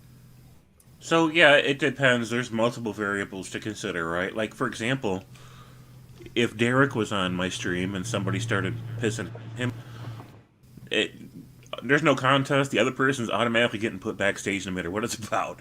You know, we got to have priorities. But it was difficult for me the other day because I didn't want anybody to feel like I was playing favorites. And if I'm gonna play favorites, then that's different. But I guess sometimes you can, right? Like with Derek, I would, but for practical reasons. But at the same time, I just felt like since everybody was angry about what Johnny was saying, right? Then we needed that I felt like the best solution was to let Johnny finish saying whatever he wanted to say, and then we get one line at a time, right? And then Jay or Wayne can like say what they didn't like or what they thought they heard, and then Johnny could respond and say, "Here's what I meant." And I just wanted to control it that way because they weren't sorting it out on their own, and I felt like, okay, we need to like take this one line at a time. But it was a difficult situation to be in. I didn't want to put anybody backstage. I know. Legitimately, somebody did jump in on John when he was talking in the beginning, and if you know John, you just don't do that to him. But then, yeah. Anyway, he's working on it. Right, He's a good guy. He's a good guy. He's a work in progress. So. Well, aren't we all? Yeah. And James, I also thought you handled the situation well. I don't think there was any issues with how you handled it. And again, it's all different levels of comfort. I'm just more comfortable being biased, and I'm also more comfortable with conflict. So if two people are going at it on my stream, I'm probably going to let it go a bit longer than other people, depending on the situation. Again, if you're coming at Lena or Wayne or James, probably not. But if it's two people that I don't really feel invested in, and, it just gets a little, people expect me to bring the heat. So I'm going to let them yell at each other until I feel like, okay, I'm no longer like where this is going. So, and also it's different moods, right? Like you just said yesterday, you're not in the mood for it. There might be a day you want to bring s'mores to a dumpster fire. Right, exactly. So it just depends. But I'm not usually in that mode, right? Right, definitely not usually in that mode for you. So what I've noticed is that if I allow myself to even just watch, even if just a third person on somebody else's platform, that kind of, right, people being that angry at each other, it unsettles me. It causes anxiety. And if I keep riding that wave, the anxiety changes my blood chemistry in such a way that I can't sleep that night. Like I'll just toss and turn, and I'm too sensitive for my own good. Like I know that, right?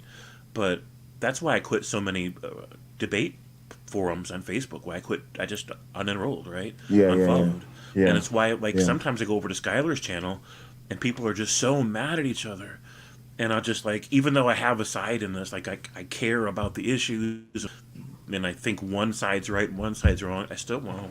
I'll jump back out because that kind of energy just, man, it causes me all kinds of anxiety. So I'll just leave. Every once in a while I feel durable and engaged and I'll stay for it, but not usually. So that was part of my thing the other day. I just couldn't. Mm-hmm. So. Yeah, and sometimes I'm feeling combative, but I also felt what you were saying. The other thing, James, is I felt like it was just sucking up too much of my time. Lately, I've been thinking about all the things I really, really want to do. And then I'm like, okay, my community's ready. Like, I think we've set a certain tone, and then you grow from there, right? And I'm just at a place where I want to focus more on what we're trying to do in the community and less the people that we're, and so I just think there's like a time and a space for that. But I feel like we're all maturing in this.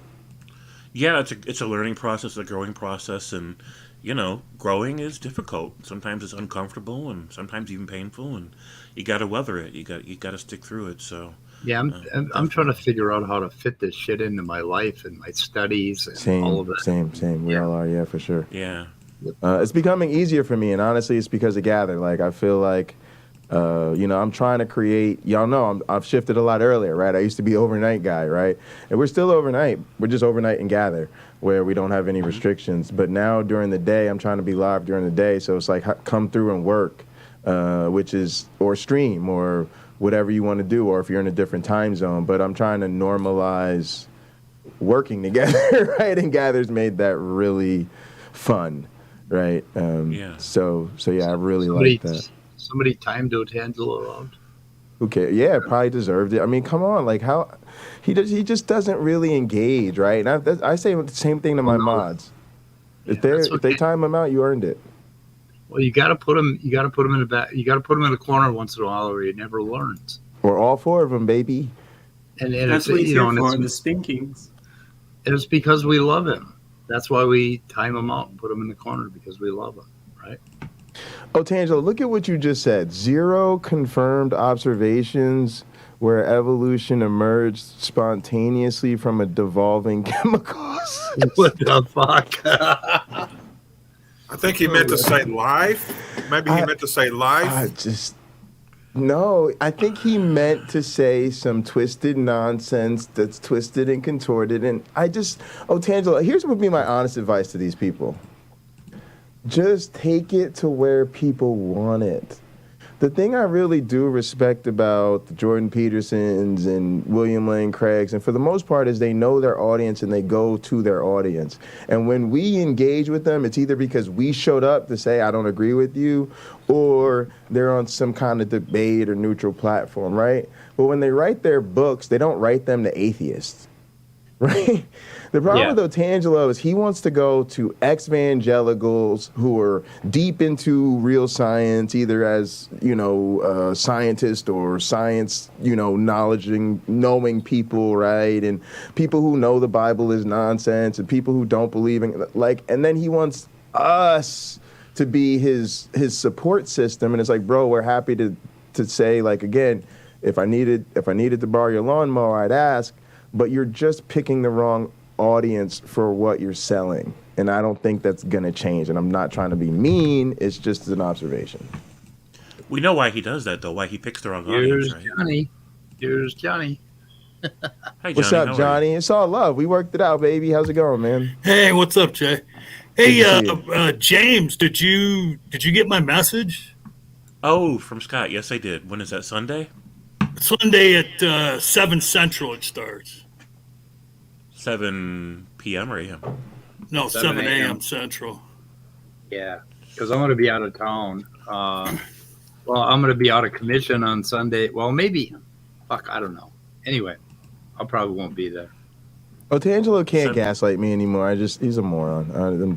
Is Otangelo here? It's boring. No, he's in the chat.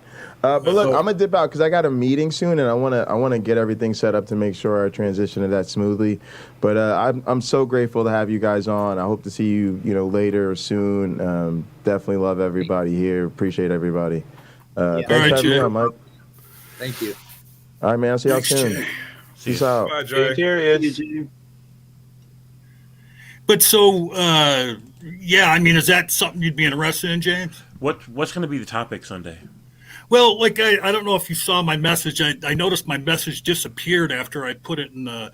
I put the one there about your. Well, go ahead. I couldn't find it. I couldn't find it on the YouTube channel. I couldn't find it. Yeah, I think maybe YouTube deleted it because I put my email in there and. Yeah, they delete that stuff. Yeah. So, but anyway, it starts at 7 a.m. Central, and what I had said in my message is I'd actually like the topic to be a continuation of your topic from the other day, because I don't feel I don't feel as if we fleshed that out completely. No, I think we spent 10 minutes on it that whole 3 hours. Right. So I don't think that you and Scott got out as much as maybe you have in your head about that topic. So what's supposed to be in my head? Well, no, I was telling him about Sunday.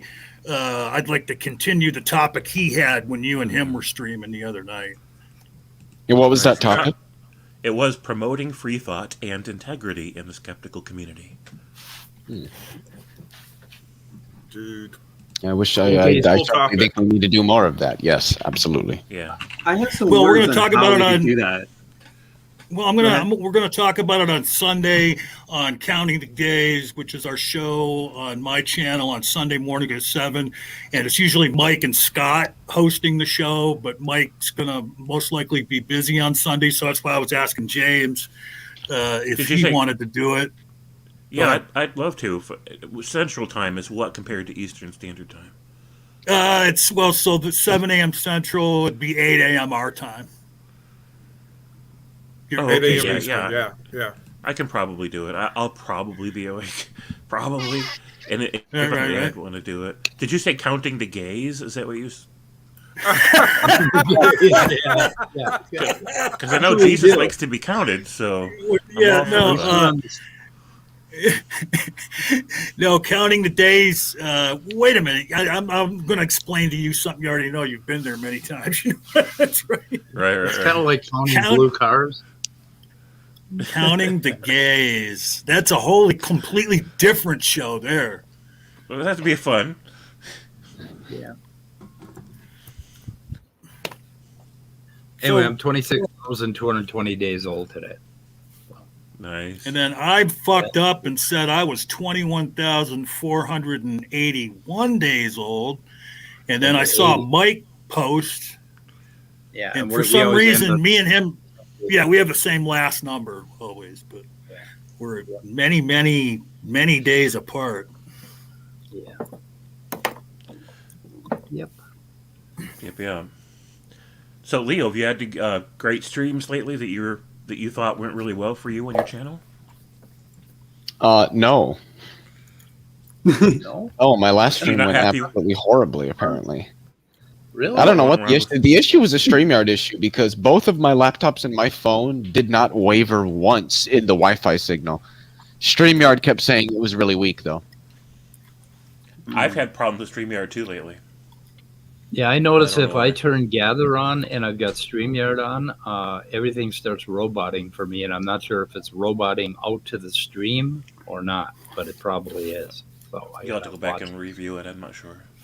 Not sure. So real quick, I just want to say hello to Agnostic Pagan Mom who screamed hello at me in the chat. So hi, Mom. Oh, by the way, Stupid Horror Energy, I'm trying to put all your papers in the description as you put them out. So, anyway, I'm trying. Yeah.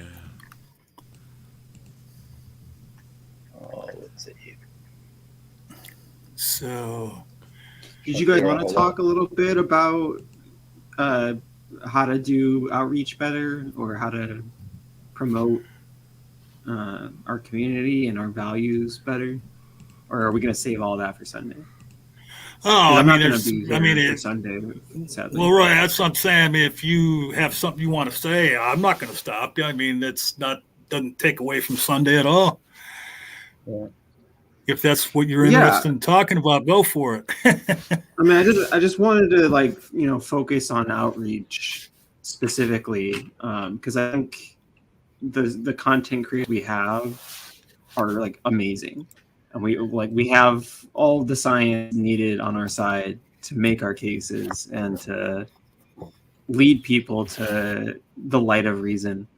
But the problem is we're just not reaching enough people, is what I see.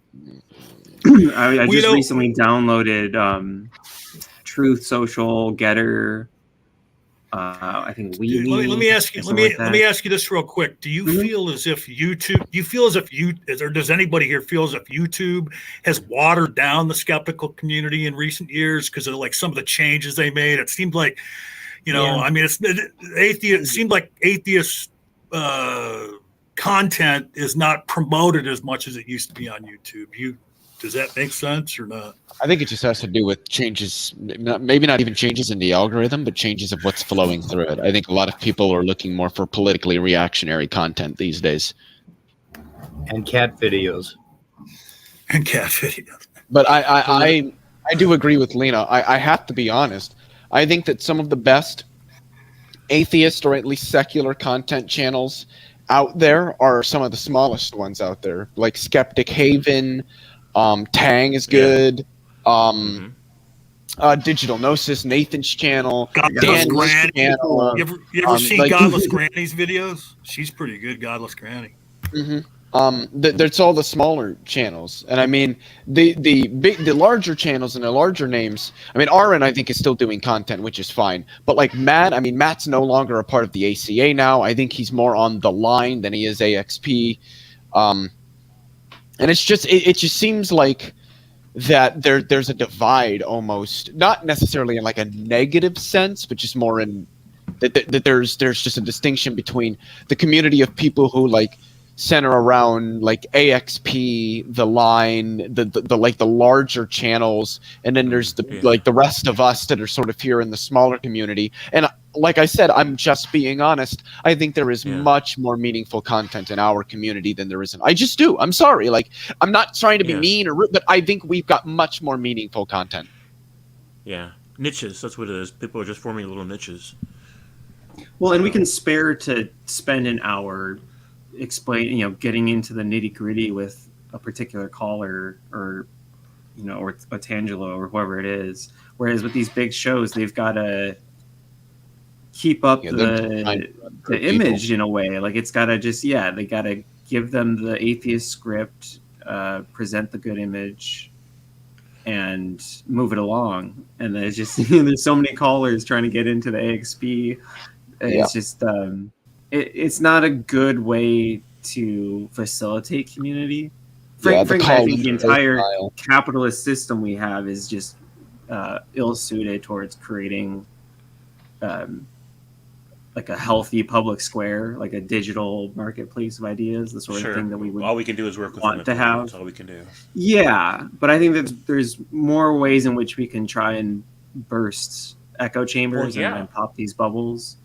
I mean, I don't know if anyone wants to get a truth social with me, but I'll link it in the chat. Wanting to start a new channel now called Reactive Cats, because I'm pretty sure there's a market for that now. Politically reactive cats. I did want to say I do think there's a sense in which the larger online atheist community, think Atheist Experience, ACA, stuff like that. I got again. I'm just gonna say it with my chest here. I don't think that they really foster a sense of like skepticism and critical thought. I mean, I remember earlier this year I was listening to a show. Oh God, whose channel was it on? Was it on Biddy Buddhist channel? I think it was. She had some sort of guy on who was a theist, and he was talking about some things in like physics and cosmology, but what a lot of what he was saying wasn't actually incorrect. He might have had his own personal interpretations, but like he said that light didn't really exist until about 400,000 years after the Big Bang, which I mean, sure, you can get into the nuances of that, but for the average person, there is a sense in which that's true. There wasn't any light as we understand light until that moment.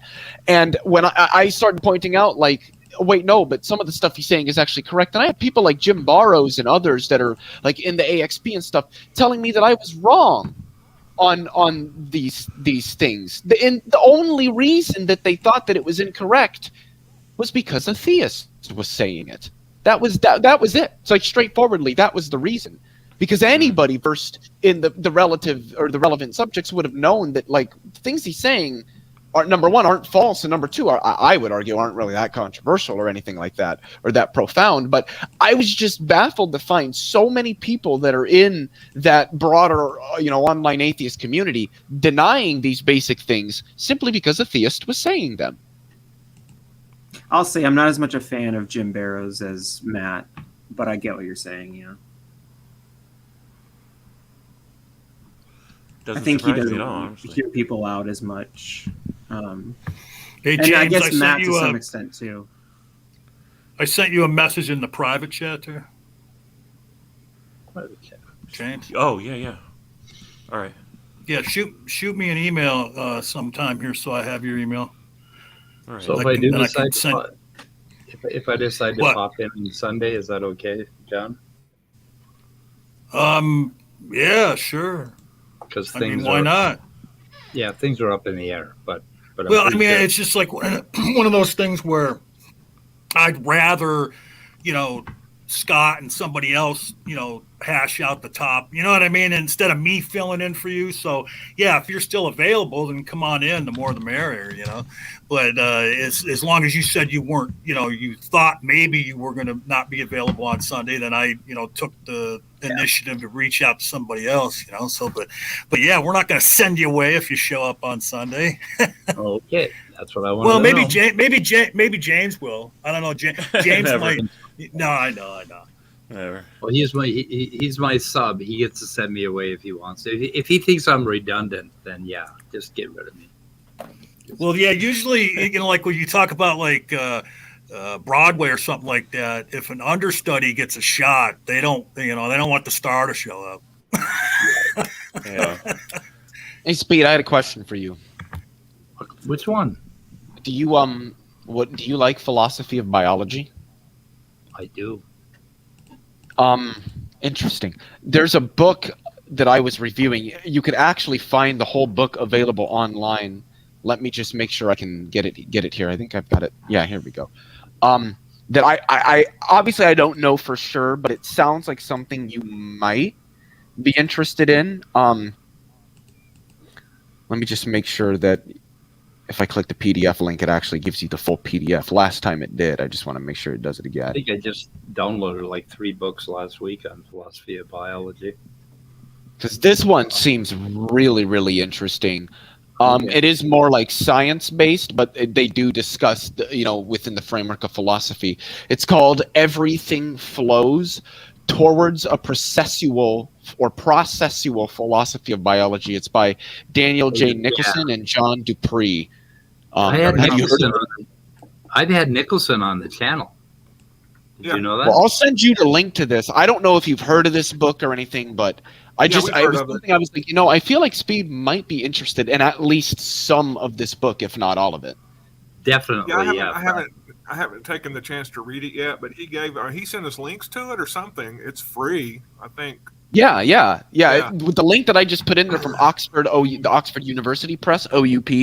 When you open it, if you just click the PDF right there underneath where it says it's published, you get the full PDF of it. So I'm planning on reading it. I probably won't for a couple of months because I've got some stuff.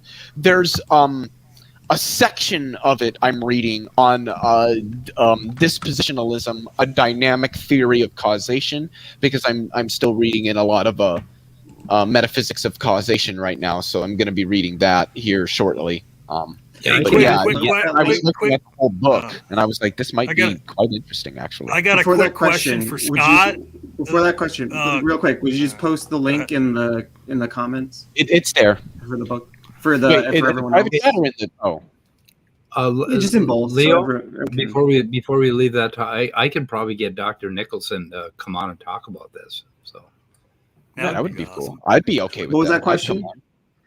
Well, no, because I had a split screen for the time I've been here because I had the chat popped out from YouTube, and I just went to full screen on the StreamYard, and I noticed, did Scott shave his beard off? Yeah.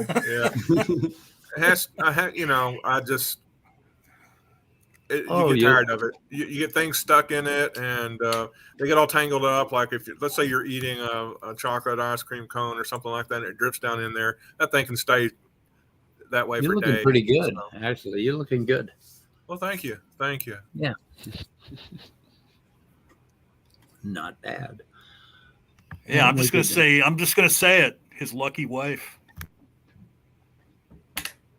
Uh-oh.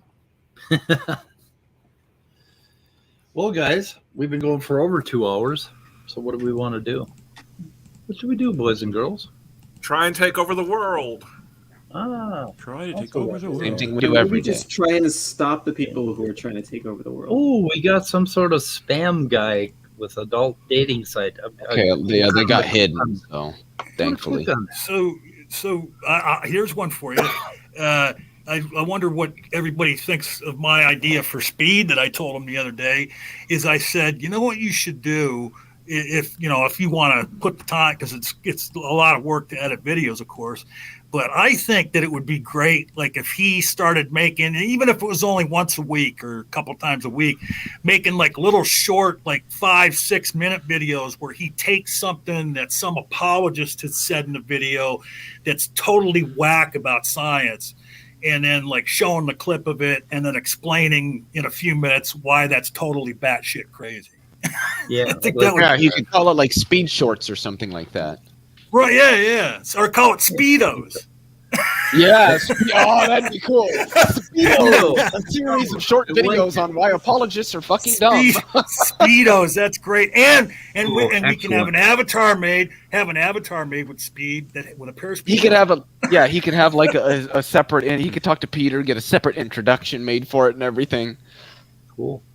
Yeah, that's a good idea. I also had a suggestion to start little snack shorts because the other day Snack was Speed snack? outside. And it was like 28 above, and he usually comes running in the door right away when I open the door, but he wouldn't come in, and they wouldn't come in. So I shined the flashlight out there, and here's Snack sitting between two 30-pound raccoons, trying to play with them in my backyard, and I'm like, what the fuck? What breed is? How were the raccoons Snake? taking it? What breed is Snack? I didn't catch that. What was that? What is Snack? Is It's Snack a really dog? No, it's a little tiny kitten. It's a kitten that's about 4 months old, and he's playful as hell. But he's also trying to jump on these raccoons, and the raccoons are looking at him like, "Chill, dude, chill." And then they're like, "What the fuck?" They broke into the fence. They made themselves a new hole. But I couldn't believe he was out there trying to fucking play with the raccoons. He could have killed them. I don't know if that cat's going to cute survive. story. He's a little too brave. He's sleeping now. They got 9 Otherwise, lives. yeah, I think he's used 8 of them so far, just fucking with my other 2 cats. So, anyway. Okay, let's shoot her in the head, guys. Jordan, let's buzz. Yeah, real quick before you do, just remind everybody, and you just heard Speed a few minutes ago, you might even be there too. But Sunday, 7 a.m. Central on the Amateur Conversationalist, we will have episode, I don't even remember what it is now because I've been out of touch for a week or so, but episode 5 or 6 or something like that. And we're going to continue the topic that Scott and James were talking about the other night on James's channel. And that Lena was just, touching base on here a little bit ago. So come on by and check us out. Okay. All right. Okay, guys. I actually wanted to say it's not for a couple of months, December 18th, actually, but I will be debating David Paulman on the topic, does the Christian God exist? He's actually a really, really sharp guy, so this is gonna be a really fun debate. We're at arguments. I don't want to miss that one. On the channel called The Gospel Truth. Okay. Well, it's on one make of their sure channels. I don't know if he's. I doubt he probably has a thumbnail made, but maybe he does. But yeah, that's on December 18th. Are you sure Do you know what arguments you're gonna bring? What? Do you know what arguments you're gonna bring? Well, I think me and him we're gonna get in touch on email, and I think we'll probably exchange introductions or talk about that so that we can tailor our introductions to the positions that each other actually holds. But so I'm just kind of waiting for him. I gave him my email because he didn't know how else to get a hold of me, so he commented on one of my videos, and I gave him my email. So I'm gonna wait and just kind of ask him, he doesn't have to reveal too much, but if he could give a general outline of how he's going to introduce his position that way, because there are 2 potential ways. Since we're talking about the Christian God, I could either present the logical argument from evil and then the argument from failure, and that would probably be much more of a heavy philosophical discussion, or I could just do a general, a 2-pronged defense of naturalism. The prior probability of naturalism is higher than theism, and that naturalism is more theoretically virtuous than theism, and then that would be more maybe a sciencey based discussion, but I don't know exactly what his presentation is going to be, and so I might tailor it to that. I like the idea of sticking to one proposition for a debate. So I think if he's going to bring something to argue, debates then are you'll just take the specified topics, Leo, right. is that You'll just engaging the culture? Is it that channel? Engaging the culture? That one? Is that the name of the channel? The Gospel Truth, Engaging the Culture. I don't know. I just know the channel is the Gospel Truth. It's got a black man as a profile picture. Is there a black man? Yep. That's the one. Okay, I'll put it in chat. So, the Gospel Truth. Now, is that because it's a theist that's saying the gospel is a truth, or is it like an atheist that's showing the truth of the gospel that people deny? I don't know. That's just the name of the channel. I mean, he's got 7.5K subs, and I know T Jump's been on there I know he's had, I think, Eric Hernandez on. Wait, was this the channel that him and Danny debate? Maybe not. I might be wrong on that. Let me look I mean, and but do you see. see what I'm saying? Do you see what I'm saying about how it could be taken either way? Like it could be the gospel truth, and it could be a theist, or it could be something called the gospel truth. No, and no. He's a theist. He's a theist. Oh, okay. I was gonna say because it could be an atheist saying this is really the truth of the Gospels. Or Yeah, CJ like Cox, yeah. the synagogue, has been on here. I thought that it was this Okay. channel that Danny and Eric Hernandez debated on, but I think I'm wrong. But yeah, he's got a debate coming up on the 30th of November between Michael Jones, obviously inspiring philosophy, and Joe Schmid, which is Majesty of Reason. God, he's so fucking smart. It's not even funny. On the contingency argument in the existence of God. I need to set my notification for that because I am definitely going to be watching that one. Yeah, So he's real actually got an pretty good- atheist, pretty good right? content, Or is debates and he stuff. agnostic? 'Cause he's a The guy that hosts philosophy- channel? Or Joe Majesty of Schmid? Reason? Yeah, no, he's an agnostic. He's Hey, agnostic. so do you think that the Tinder hot XYZ? You think we were targeted because this is an atheist channel and they think we don't have morals? Who the fuck? I see them all over. I see them on Rebecca's channel all over the place. Yeah, I know. I'm just kidding. They probably think that, yeah, there's more like heathens in our community or something like that. But yeah, this channel does Probably actually have accurate. pretty decent like debates and discussions and interviews and shit. It's actually a pretty decent channel. They targeted us because we have an internet connection. Yeah. That's who they target. Anyway, guys, okay. Going to shoot it in the head now. All right, guys. See you soon. everybody. I'm sure you're happy. Stay curious. Goodbye, cruel world. Bye. Poop.